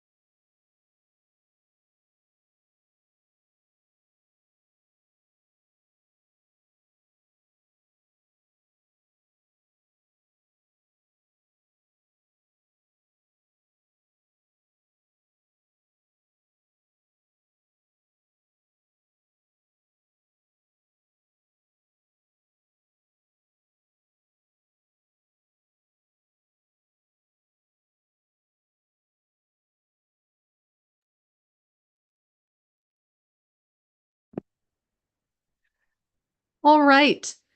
We are back from a short stretch break. We're on item 3, which we will now move to a subcommittee discussion related to educator preparation and early literacy and administrators as literacy leaders on campus. The goal of this item is to ask questions and discuss ideas that can be transformed into recommendations. And then in the next item, we will allot approximately 15 minutes for this section of the agenda. Who would like to kick us off and begin?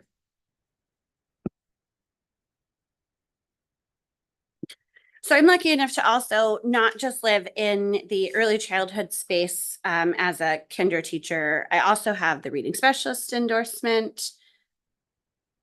And I'm also adjunct for currently Glendale Community College. And it's a conversation that we have in our mixed grade intro to education class, talking about the things. And I'm lucky enough that the majority of the students in my particular set of programs, they're already paraprofessionals. They are working in classrooms, and it's anywhere from preschool to high school, which is, kind of the world that we all live in. But many of them come in and they're like, well, I had no idea how to help this child figure out how to read. And I kind of, like I said before, I think everyone with that base knowledge is only going to help all of us be successful, because even if I don't know the answer, I know I can approach my dear colleague and they can help me get the answer. And maybe I could also learn something along the way. Thank you, Member Buttles. Any other comments, discussion, things that were noted or struck folks about the 2 presentations that you want to make sure are carried forward in any possible recommendations? Yes, Member Palmer.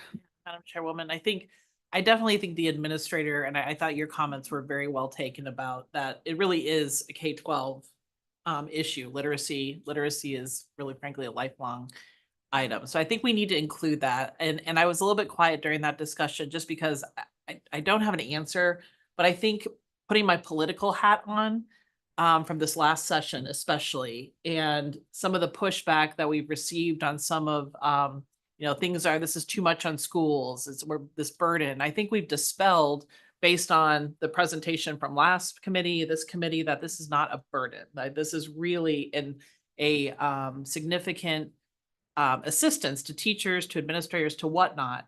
But having that political hat on of what kind of incentives, what other things can we do besides just adding on? Is there a different way we can frame some of this work? Because I think we're not going to lose that on the political side if we're going to be successful. And we want this to be, the issue is not to pass the legislation or the state board rule. It's to be implemented with fidelity and confidence too. And so how do we do that? So the incentive side, what does that look like? I would love more what other states are doing, or just chew on that more, so that we have kind of more of a holistic look. But I'm very supportive. I think the teacher, no question, but administrator very much so as well.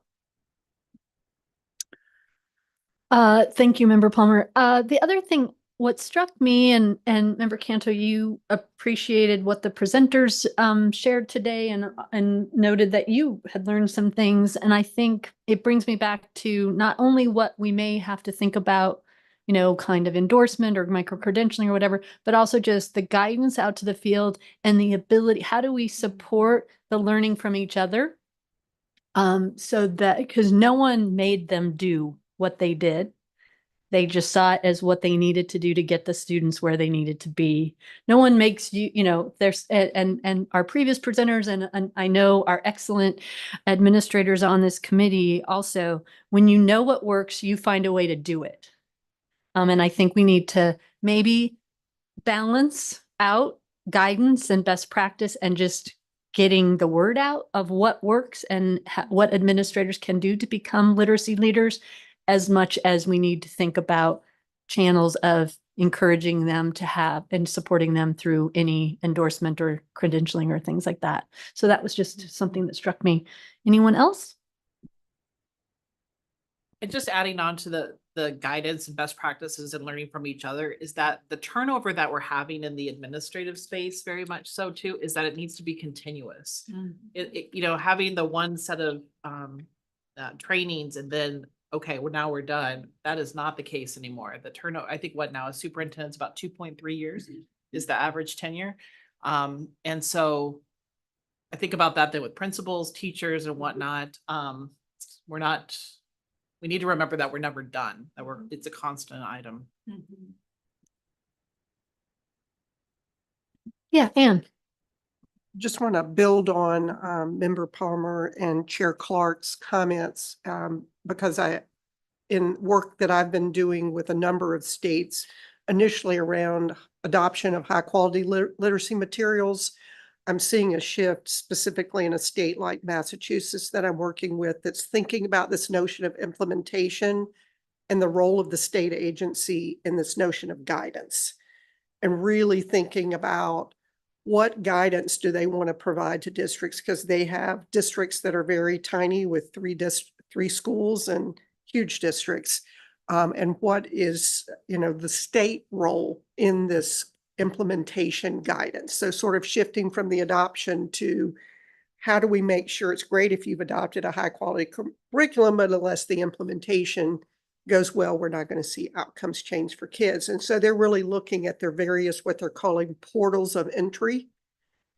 Could it be teacher assistants?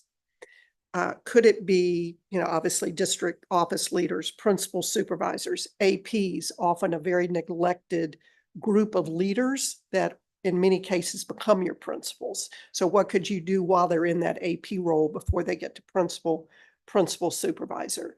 So thinking, and they haven't developed that guidance yet, but they are making a significant shift as I speak to this notion of implementation guidance as an approach that's invitational and supportive, but not legislatively mandated.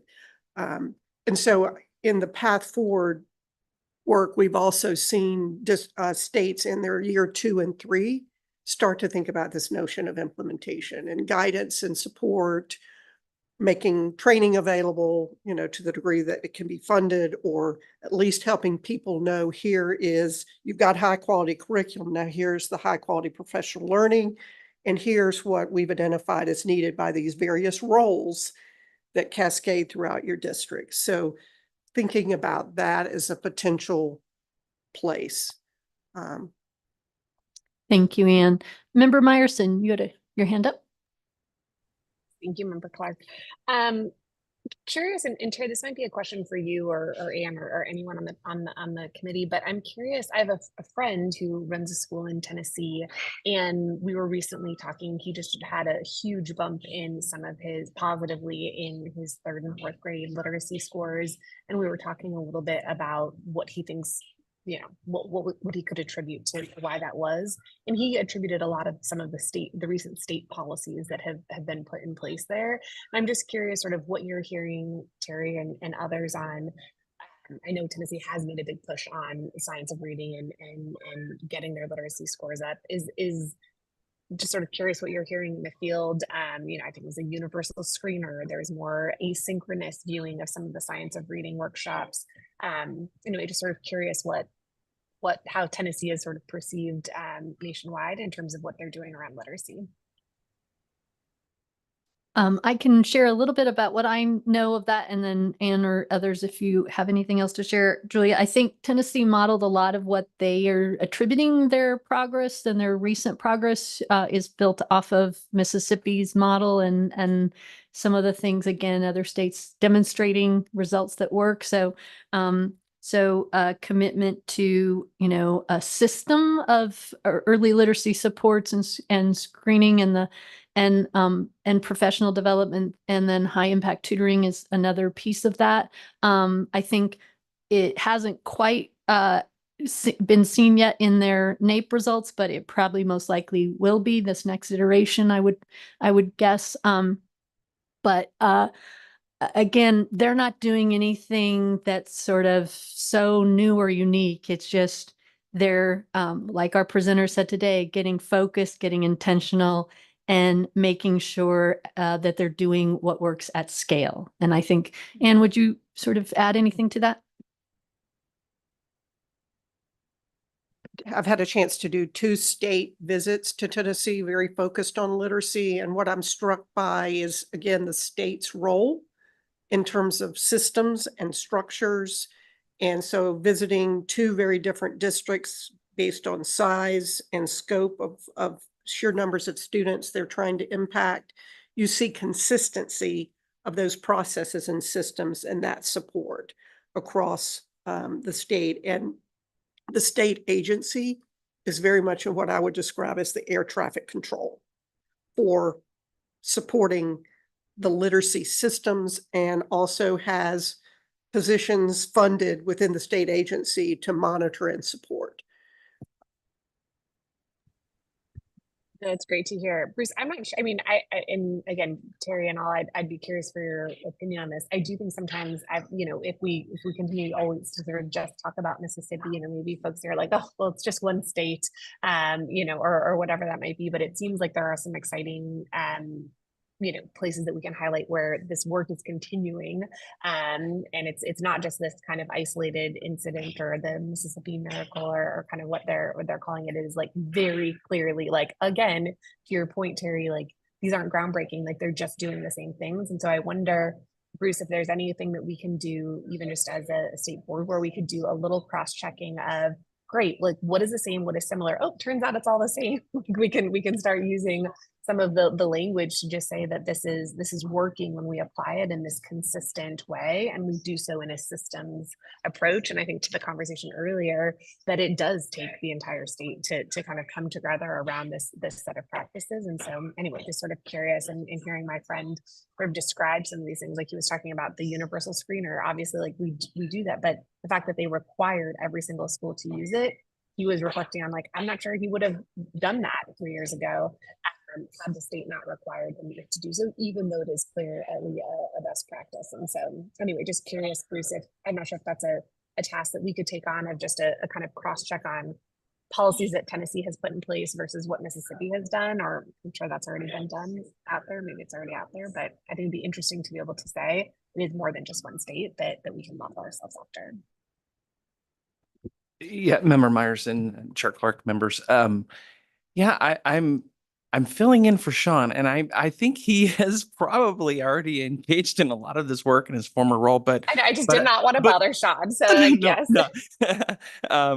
I'm sure he's just, he really missed being here. But no, I think the plan is to take this conversation and loop back in this conversation as a staff, and not only pull out what we might tease out as recommendations that you've all discussed, but I think that direction as well, we can take on and find that information.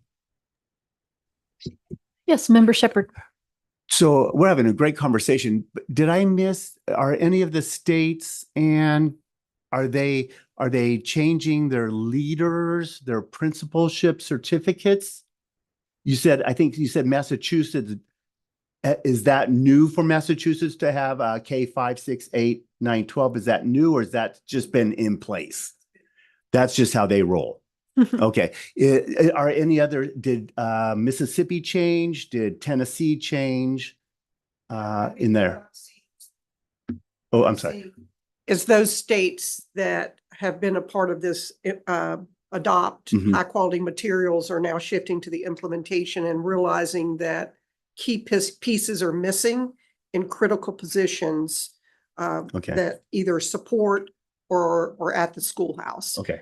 And so rather than thinking, I mean, as I shared, endorsements are being contemplated, micro-credentials, and also this notion of recertification. So haven't seen any of the states that I'm working with yet make a decision, but they're exploring what is the route, particularly around APs and principals that are already in the field, to not wait, in Arizona's case, 12 years until there's a recertification opportunity.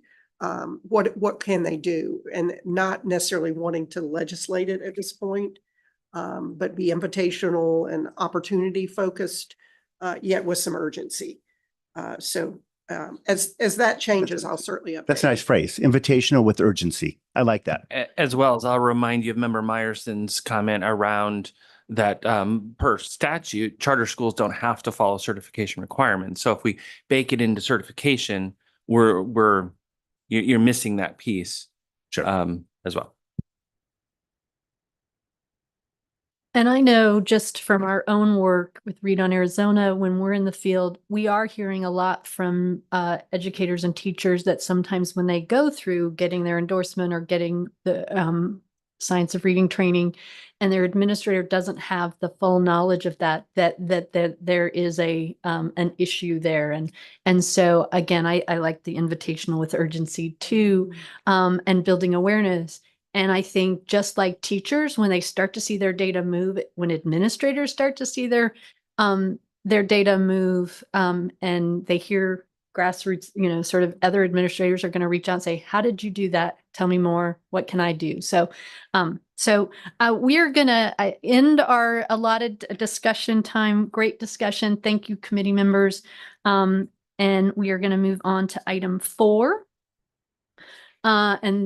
This is the members of the subcommittee will now generate recommendations, which will be formalized after the meeting by board staff for the state board regarding the educator preparation related to early literacy and administrators as literacy leaders on campus. So just a friendly reminder, the recommendations may take 3 forms: creation or revision of ADE guidance or other entities, appropriate entities, change to the state board rule, suggestions for new or changed legislation for the legislature. So we will allot 15 minutes for this section of the agenda, and the subcommittee will formally vote on these recommendations at a future meeting. So is there anyone that would like to begin to kick us off any formal recommendations based on the discussion?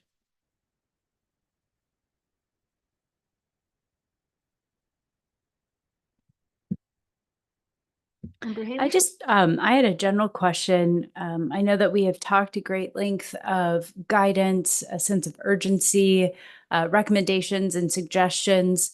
Member Sanchez, I don't know if you're prepared. I'd be interested to know how much is the ADD already doing in communicating to districts, both to our elementary districts as well as our comprehensive districts, related to what's available, what data are available, the impact, just because I think that will help inform the recommendations we make either to ADE taking additional steps or board rule or policy recommendations. So let me just ask for a little clarification. So you're asking about communication from ADE to the field with regards to literacy data in throughout the field, or specifically for their LEA, for their schools? Or I think I'm just trying to, we've heard quite a bit over the last couple of meetings about the importance of structure or the importance of literacy training. For those that we heard, those that participate in letters, they love it. It's dramatically helped.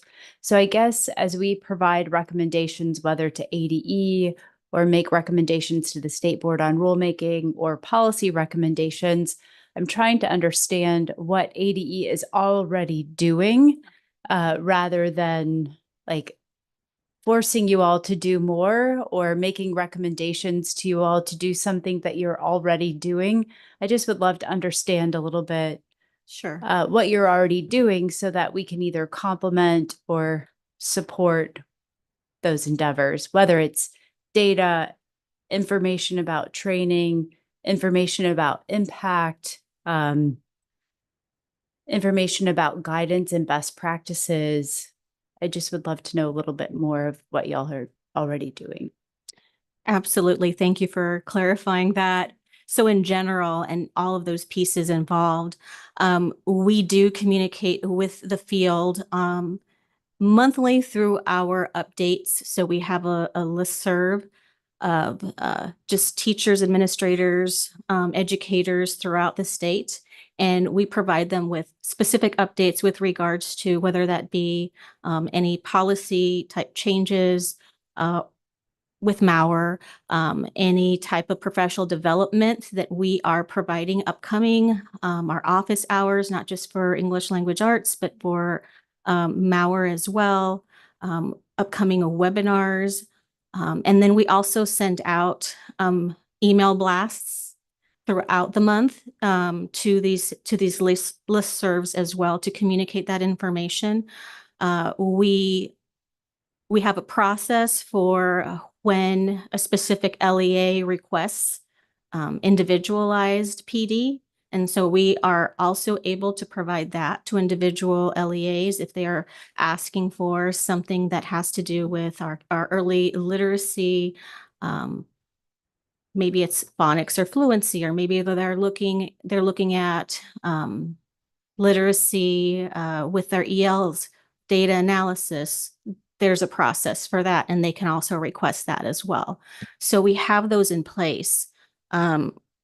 We have ongoing our book studies as well that we provide every quarter. And we do that not just for our early literacy, but we're looking at our secondary as well, because that is a thing from the field that we're hearing from secondary teachers, is that they're hearing from their colleagues that are teaching elementary grades that they have learned and they have this new knowledge with regards to what works for their students in reading instruction, and they like that as well. So we're trying to provide those opportunities for professional development with them too.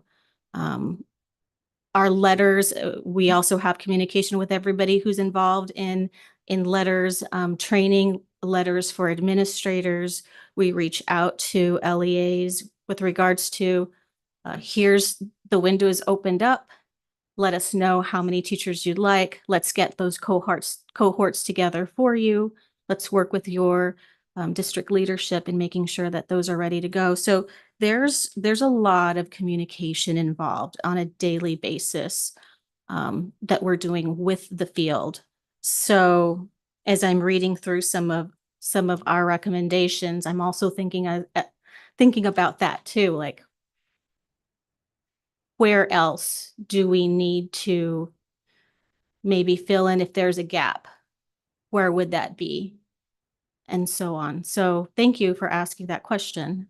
Absolutely. Well, thank you for that answer, Member Sanchez. Another question just to follow up on, how do you use other intermediaries? So obviously we have Member Clark here as a representative on behalf of Read On Arizona, but are there other intermediaries that you all leverage to either get the word out or assist with training or help individuals understand the benefits of the science of reading instruction?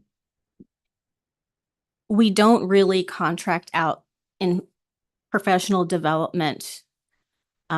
We do that through the context of Lexia Learning and having their trainers train teachers in Letters Third Edition and all in ECE and administrators letters.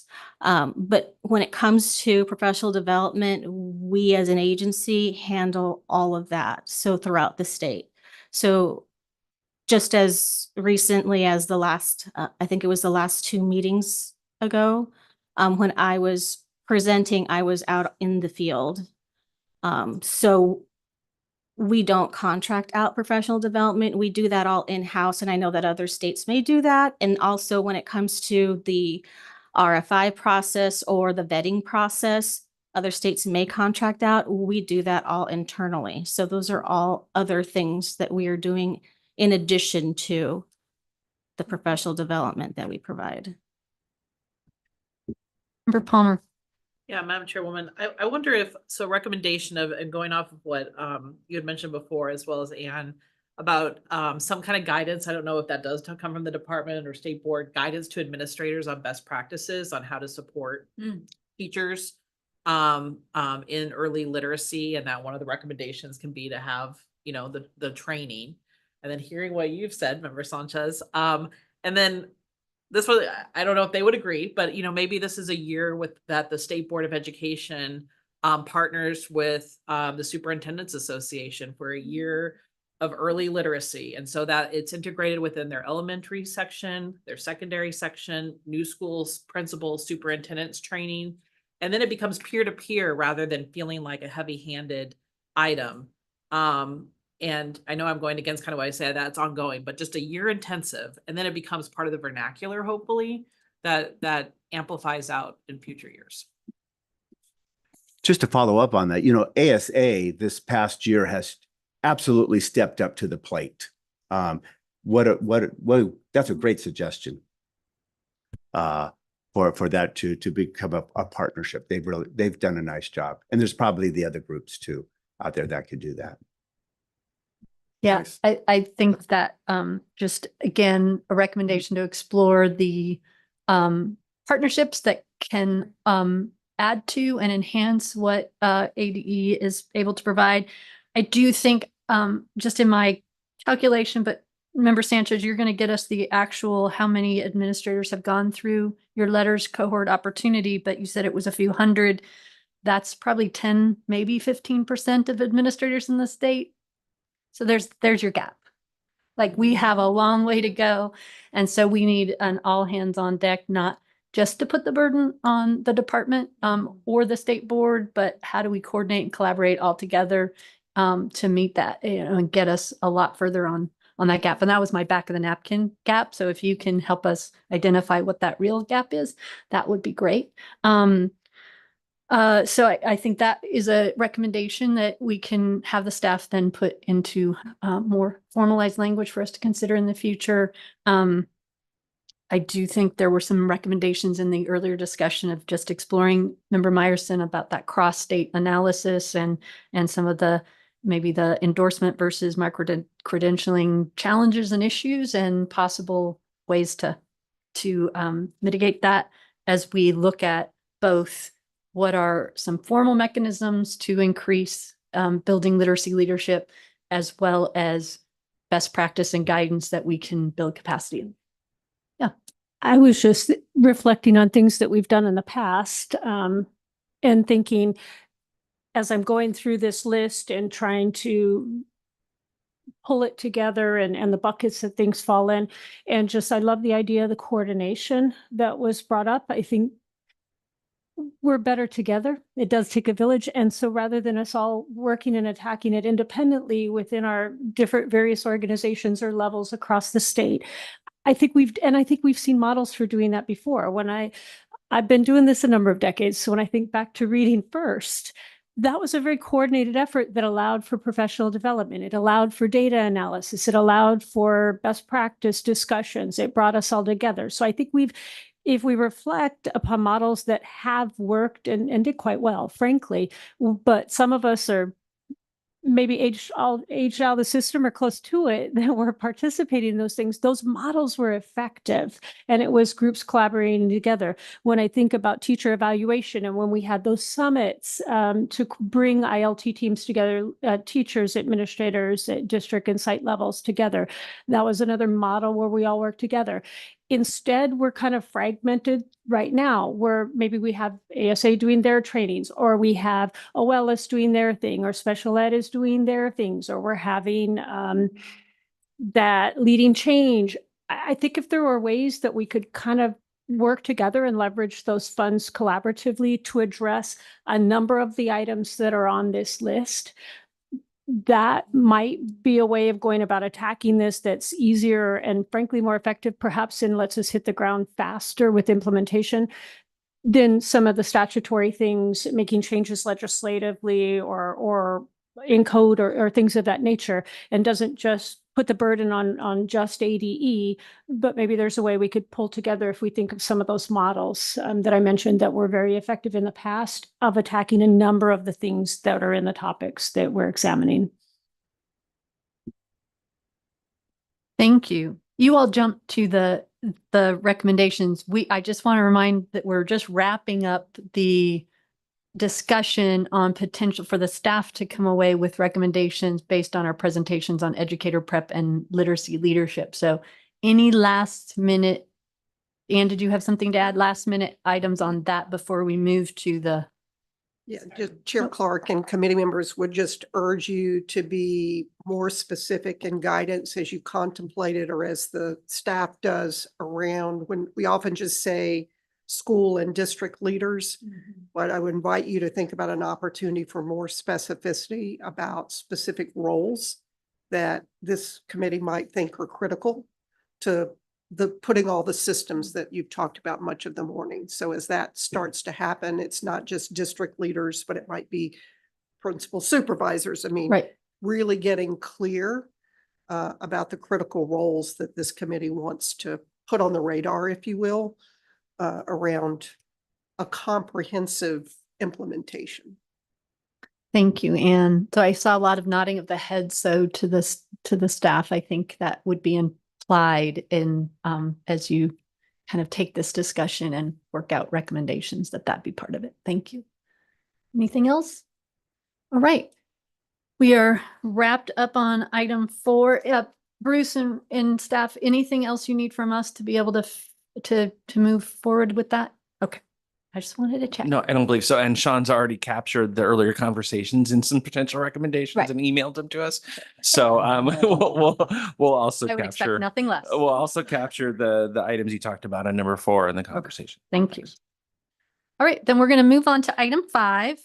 And this is where what you have in your packet, but in a previous meeting, the subcommittee generated a list of recommendations related to move on when reading.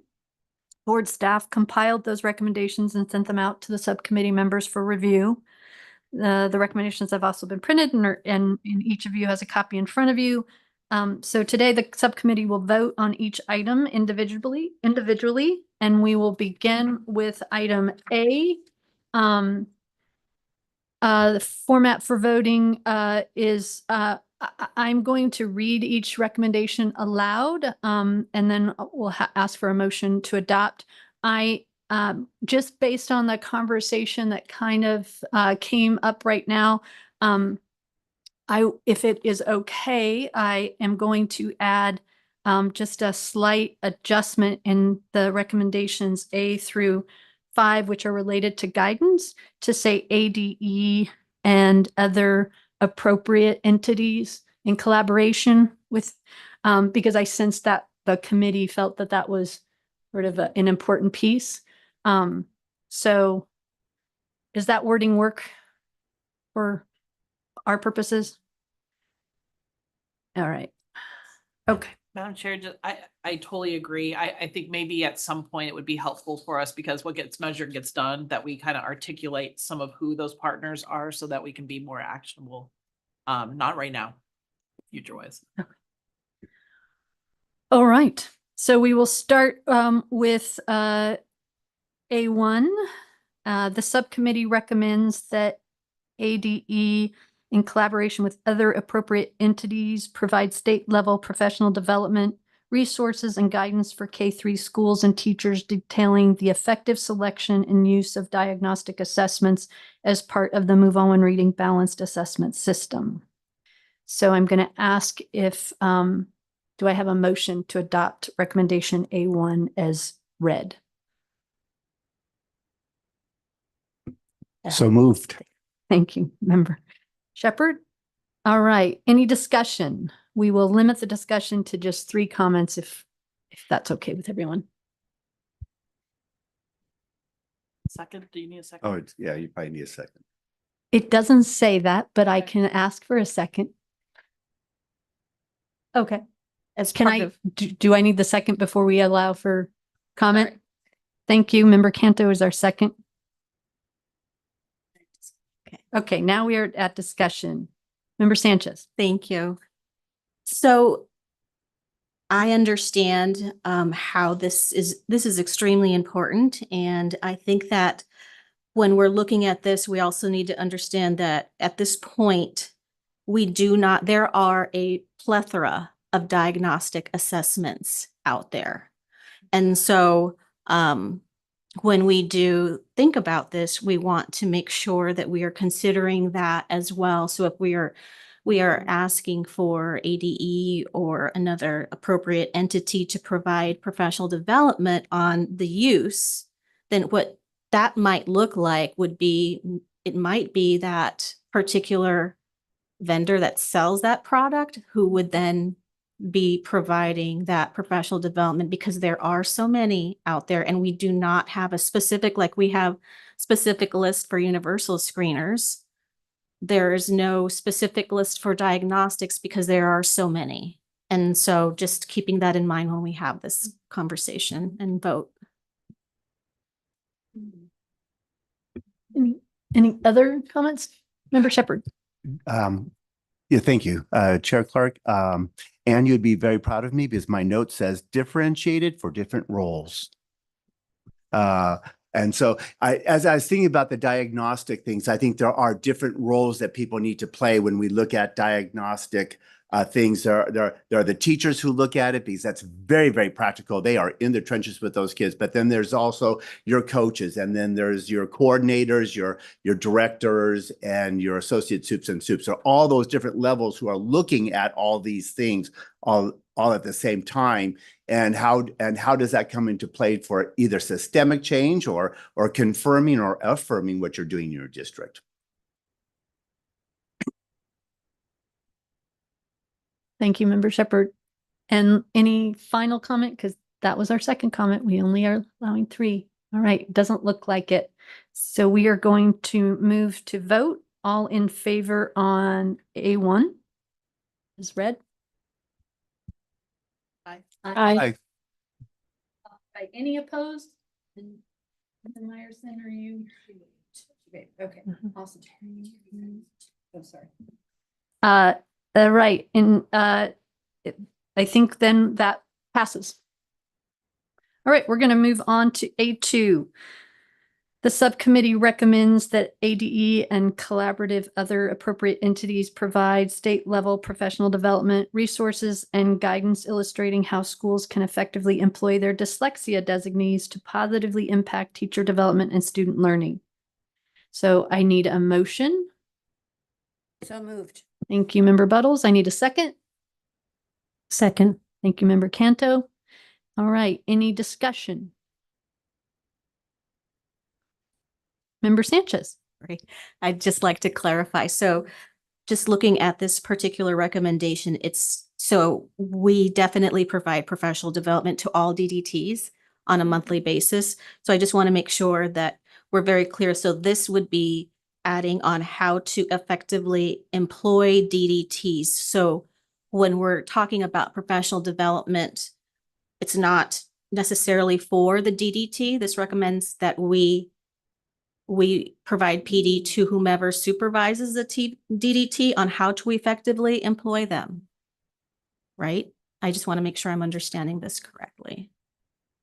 That I believe that is the gap that we identified. And since, as to your point, you provide staff, any clarifying on that, if that is being interpreted correctly? So I read the employ as the systems around using those folks, right? So to what Member Sanchez said, yes, but also what are best practices about staffing models and schedules and all the stuff that goes around that, right? Effectively employ their designee to positively impact teacher development. And perhaps get at some of what Member Shepherd was talking about around who is. Okay. Does that help with the clarification there? Does somebody have their hand up over there? No. So are we changing that statement a little bit just to clarify that, or I'm not wanted just to ask that question? I don't think it needed to be changed to Okay. clarify that because it was just a question about interpretation. All right, so I think no other comments on that. Then we will move to a vote. All in favor, say aye. Aye. Aye. Any opposed? Nay. Any opposed? Say, please say nay. All right, then it passes. All right, we're going to move on to A3. The subcommittee recommends that ADE and in collaboration with other appropriate entities provide state-level professional development resources and guidance for K-3 schools and teachers illustrating best practices in building comprehension skills. Do I have a motion to adopt the recommendation as read? Motion to adopt is read. Thank you, Member Canto. Do I have a second? Second. Thank you, Member Shepherd. All right, any discussion? Yeah, Member Palmer. Madam Chair, I just want to elevate this as this was the one issue where folks have stated how challenging it is, but also most impactful for especially going into second year, third year type items. So I think this is probably one of the more critical items for us to see movement into the future. So I don't know if we're at some point prioritizing, but I think that's a very critical. Thank you. Yes, Member Shepherd. Thank you, Chair Clark. I think this one is extremely important of all the recommendations that we have today. Comprehension for our beginning with our little guys all the way through is very important. We can't science of reading, a lot of times we relegate science of reading to phonemic awareness, phonics, and all the early skills. But this really goes on. This is the ultimate, and it begins to show up, and it's first tested in third grade, and it's done with a summative test through AASA. We've got to look at the whole concept of comprehension, what it is not, how do we build it, and the importance of knowledge building that goes along right with this. It's really a critical reading skill that we've got to address head on. Thank you, Member Shepherd. Any last comment? I do want to raise one. Okay. I agree this one is particularly critical. And I wonder, we've talked a little bit about the importance of administrative involvement. And I guess the question I would raise is we're calling out teachers need to receive this at some point. Would it not be critical to identify that administrators need to do this as well? All right. So would you like me to add that in and we reread it and then we can get a motion for how do we need to do that? Can I ask a clarifying You can ask question? a clarifying, yes. Would that not be already included by the K-3 schools portion? So it would include all of the relevant staff, whether it's reading specialists, academic coaches, building admin. Is that not all encompassing? It could be. Could be. Good. I think Member Canto put the motion on the table. Is that correct? Would you be willing to amend? Would you be willing to amend that include coaches and administrators? So it's specific to everybody who's working with children. You are exactly right. It would be better to motion that we amend this to the language on this particular recommendation to include administrators, coaches, teachers, so that it's more inclusive. Then I would resecond that motion. Discussion, we will take a vote. On mute. So we will vote now as the motion has been amended. And do I have all in favor? Say aye. Aye. Aye. Aye.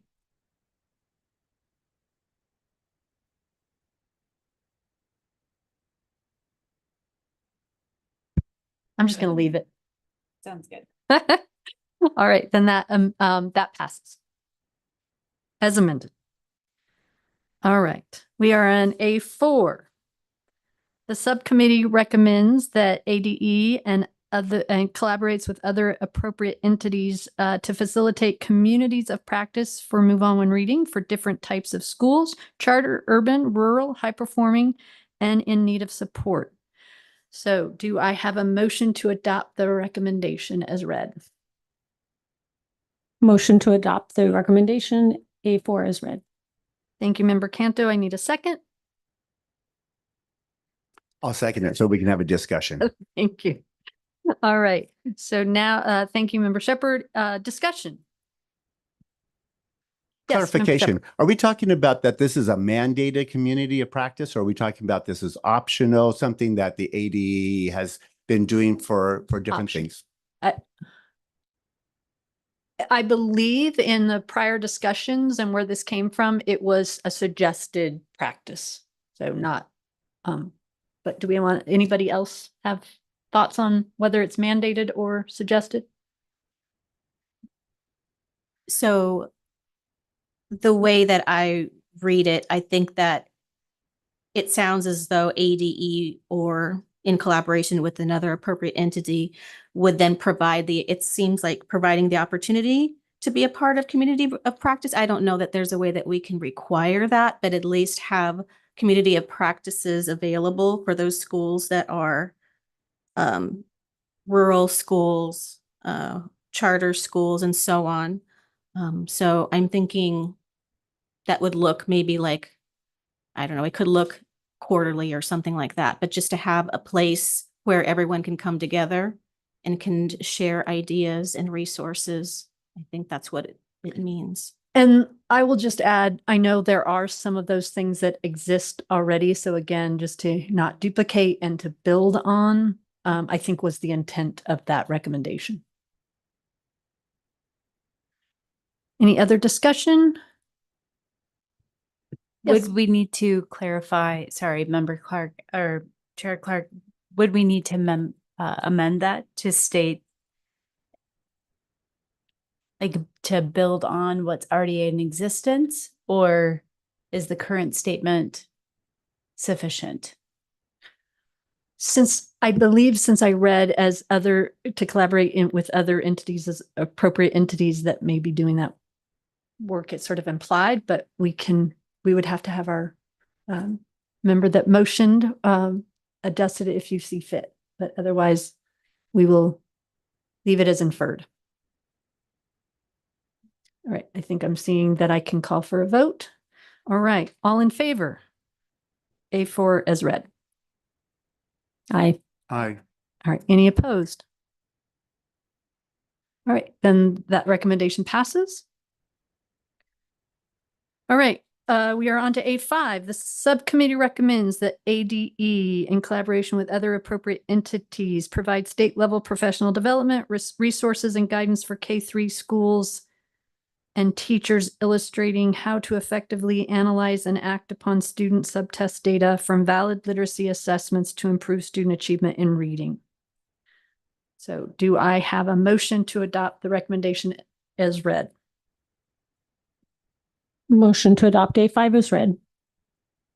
Thank you, Member Canto. Do I have a second? I'll second, and I also have a discussion on this. Thank you, Member Palmer. And now any discussion? Member Palmer? So, Madam Chairwoman, I just wonder, because we're asking for a lot on these items. And so as I read some of this, I almost feel like A4, A5, and A6 we're all getting at the same items, right? That we're trying to have communities of practice with similar situations, look at their data for actionable, data-driven decisions for actionable work, and then also what some of the best practices are. So I'm very comfortable supporting it, but I wonder if we can take another look at this and really consolidate into the future. Bruce and I are. So let me ask a hypothetical. If we go through this and vote with a recommendation that the staff come back with will there be a second chance to vote on a consolidated list of recommendations? Sean's got his hand up. I was going to make a suggestion, but I will defer to the Executive Director, Sean Ross. Hi, everybody. Sorry I can't be there, and sorry to inflict my COVID voice on you. Keep in mind, these are recommendations at a subcommittee level that they're not dictating implementation or how they're being implemented. And so I agree with Member Palmer that a number of these are sort of hyper-specific under a larger umbrella, but ADE could, and other appropriate partners can implement in a way in which many of these are implemented in sort of the same meeting or webinar or setting. I don't know that it's something the subcommittee needs to worry about fine-tuning in its vote. In this case, you all are just spotlighting the need that has emerged as representatives of the field that you want to draw attention to from ADE and other stakeholders. The implementation, it will sort of be handled separately. Does that help clarify? That does, Director Ross. Thank you. Any other discussion then? Right. Then I will, we'll move to a vote. All in favor? A5 is read. Aye. Aye. Aye.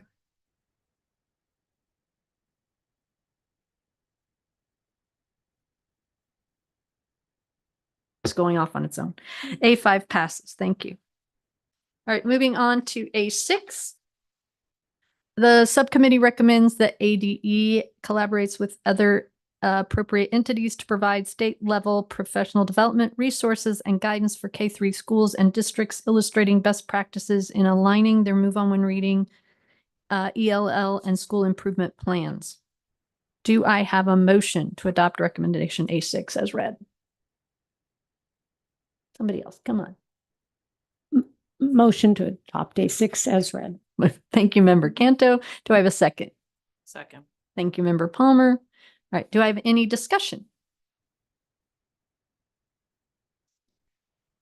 Yes, Member Shepherd. Thank you, Chair Clark. I think this is a good opportunity for the different departments at the ADE to collaborate within the department first. I think there's some alignment that needs to happen between the OLS and Azella test making versus our own state standards, because I see that they're not aligned. We're asking different expectations just because you're an EL student than we are for the non-EL students. And so it'd be really helpful for our departments to discuss and then come back and then they can do their best practices amongst all reading. But I think that'd be nice to see all those departments come together in that. So there's a big inference in there that we all work together on that one. Thank you, Member Shepherd. Any other discussion? Can we keep that as an inference, or do we need to, would you like to have it? You could keep it inferred. Thank you. All right. Because Tiana heard me. All right. No other discussion? Then we will move to a vote, and all in favor, say aye. Aye. Aye.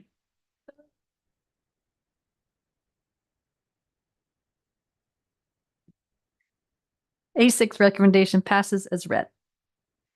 All right, moving on to A7. The subcommittee recommends that ADE, in collaboration with other appropriate entities, provide state-level professional development resources and guidance for K-3 schools and teachers, detailing evidence-based practices in effective Tier 1, Tier 2, and Tier 3 instruction. Do I have a motion to adopt recommendation A7? Motion to adopt A7 as read. Thank you, Member Buttles. Do I have a second? Second. Thank you, Member Canto. Any discussion? Member Sanchez. I do want to just state that this is occurring.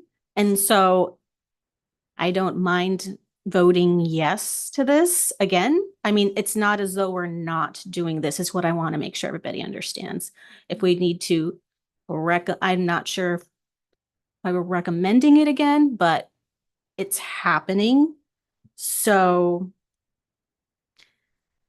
I just wanted to make sure everybody was clear on that that is happening. Thank you. Yes, Member Shepherd. Thank you, Chair Clark. I do think it's happening. Thank you to the ADE who does that. I think the conversation that might be inferred in here is, what are we doing with the children who need Tier 4, but aren't qualifying for special ed? I think there's a group of students here. We're looking at data up there. What are we doing with as we're not getting to everybody? And Tier 2s, great. Tier 3s are very slowly getting students there, but we still have a chunk of students in our state that aren't getting to being benchmark. And so I was just wondering if that could be included in those discussions for Tiana. We don't need to revise the thing, but I'm just maybe opening that up for some thinking in their presentations. Thank you, Member Shepherd. Member Buttles. To add on to what Member Shepherd and Member Sanchez said, that it is obvious that it is happening, but are enough schools and districts utilizing all of it? Is there a way to publicize more, or to offer more, or to, what was the term that we were using earlier? invitational with urgency to really kind of make sure that all of the areas that are needing it are getting it. And like, that's the thing, when we offer these programs at the site base, like, oh, come do Jumpstart and get a feel for kinder before the kids who really need to come are not typically the ones that are coming. It's the people that's already in their forefront. Like, I want to have every opportunity. And I'm wondering if it's similar. Are the right people accessing this? The people who need it the most? Are they the most common to reach out, ask? Am I making sense? Okay. thank you. Yeah, and you're reminding me that that was part of the previous presentation, and it comes from a recommendation from our last meeting's presenter saying that there was a need for more intentionality on who's accessing some of the it's not a question of if you're doing, it's just making sure that It's a community of practice, I think, is what you're considering here. I would almost ask if we could just say continue to build on, because I almost feel as though if we recommend this to the state board, it's going to sound like we're not doing that currently. I would support that wording change. All right, you were the first to make that motion. Would you support her amending motion? You were the second. Second. Then we don't have to. Okay. So you're amending it to read that it builds on. Okay. Any other discussion before we go to a vote? All right, then, all in favor? Aye. Any opposed? All right, then, the A7 passes as, amended. Thank you. All right, A8. The subcommittee recommends that ADE and in collaboration with other appropriate entities make public for school its rubric and process for evaluating evidence-based K-3 reading curricula, both core reading programs and intervention programs. Do I have a motion to adopt recommendation A8? So moved. Thank you. Do I have a second? I'll second. All right, any discussion? Madam Chairwoman? Yeah, I've just, Member Palmer. I wonder if, thinking about Dr. Montoya's conversation earlier today about publishers and how even the publishers aren't very aware of what's included. Is that, so this is an ignorant question, would that be included in the rubric, and would that provide enough clarity to our school folks to make good decisions on the quality of the curriculum out there? So the rubric would include the criteria we're looking at. So it would include the sample size. It would include information with regards to subgroups and how those outcomes resulted in, comparison of control groups and the research group. So it would have all that information. And then it would also have a link to the actual study that was reviewed, so that then the LEA could click on that link and read it themselves if they so wish. Just kind of point of clarification. So we wouldn't necessarily have a list of the publishers that are in alignment to the rubric? So on the vetted core list, if it is highlighted in green, then that means that it is in alignment. If it is in red, we would still provide the rubric for those in red and the link to the study as well. Not to throw a wrench in, but I remember at our last presentation asking about this, and it was not just what the rubric, but the recommendation was that you would then provide the information that the publishers provided to in answer to that rubric. Not the study, the study, but and also just the other states offer up, here's how they filled out the answers to the questions on the rubric. Yes. Okay. Yes. Does that I think that gets to your question then. Yes, Yeah. yes, because I think that's we're hearing that. That's Yep. Did you have something, Member Bottles? I'm remembering that we had also talked about not just red, yellow, green, but how they rank in the red, yellow, green, because we want schools to be able to choose the best of what they're available to. Right. So is there Tier 1, tier 2. But even the best in, like, Well, that would ESSA. if this is the green, I want to know the number 1, 2, and 3 in green and see how that fits in with my budget or whatever, you know, the best of what we are capable of doing, because everybody has a different budget and such. Like, yes, you're following? Okay. Right. So in the rubric, right under all of the information with the title of the program and the sample size and all of that, it will state whether it is tier 1, tier 2, or tier 3 ESSA evidence. So your tier 1 would be your strongest evidence, and your tier 3 would be your weakest, but it would still be green. It would still be considered enough to be on that green list. So they just have to click on the rubric and see that, and it will state that there. I think the question is more within each of the tiers, are these curriculums ranked as this is, you know, this is the Bugatti of the curriculums, where this is a really solid forerunner, right? Are you scoring the rubric? Based on that, or this is just acceptable and this is mediocre and this is unacceptable, don't use this. Right. Okay. Basically, it's all or nothing. They either meet Strong, for moderate, green, promising. Yes. right, or they That's their don't. ESSA Right, evidence like, okay. ranking. Strong, moderate, Maybe or it's because I promising. haven't seen it that I have ridiculous question. No.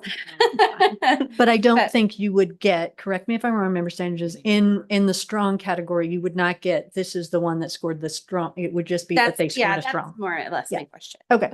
All right. Okay, We're thank you. gonna, unless there's any last comment, we're gonna move to a vote. So all in favor of 8-8 as read, say aye.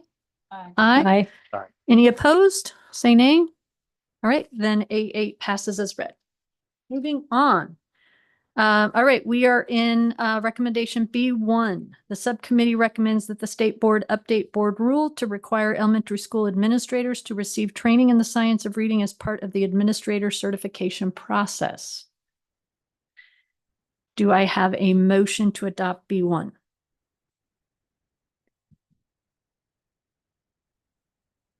Motion to adopt B1 as read. Thank you, member Canto. Do I have a second?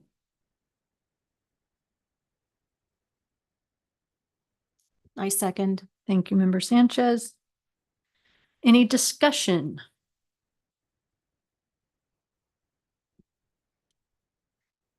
Yes, member Member- Shepherd.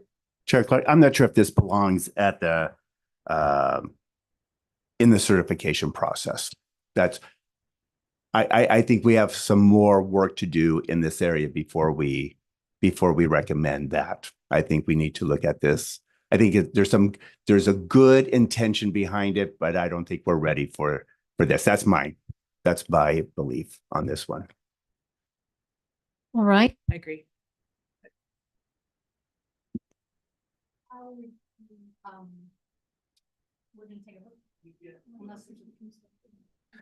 Yes, because we can say nay if there's no suggestion to amend it.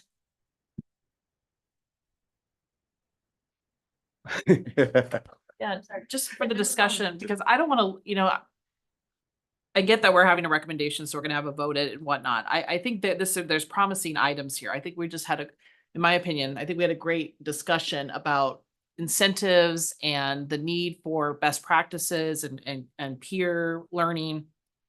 So I don't want to lose not having a recommendation about administrators being part of this process, but we also had the conversation too that it should just be elementary school, right? Because our principal certification is for all. So depending upon how the vote goes, if this does go down, I would be interested in having something about administrators being part of this process, just not necessarily the mandate at this moment.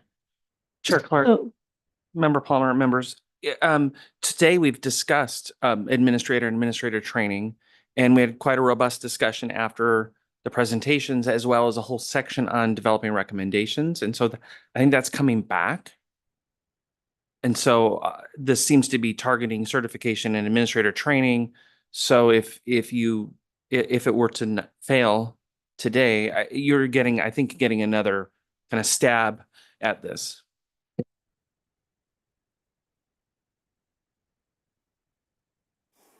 I was going to suggest Oh, sorry, Sean. Sorry, Dr. Canto. Chair Clark, members of the subcommittee, Deputy Director Duplanty's totally right. This was sort of an early version that had emerged from the last discussion, but now that there's been more discussion, as a matter of process, the subcommittee could choose to vote on this. And however that went, it doesn't preclude another version of something like it coming back. You also could just vote to table it. And then the board staff could bring back something more aligned with what the discussion was today. So you don't actually have to vote on this today. You could vote to table it. I like that. We could amend the motion. I could move that we table this item. I'd second that.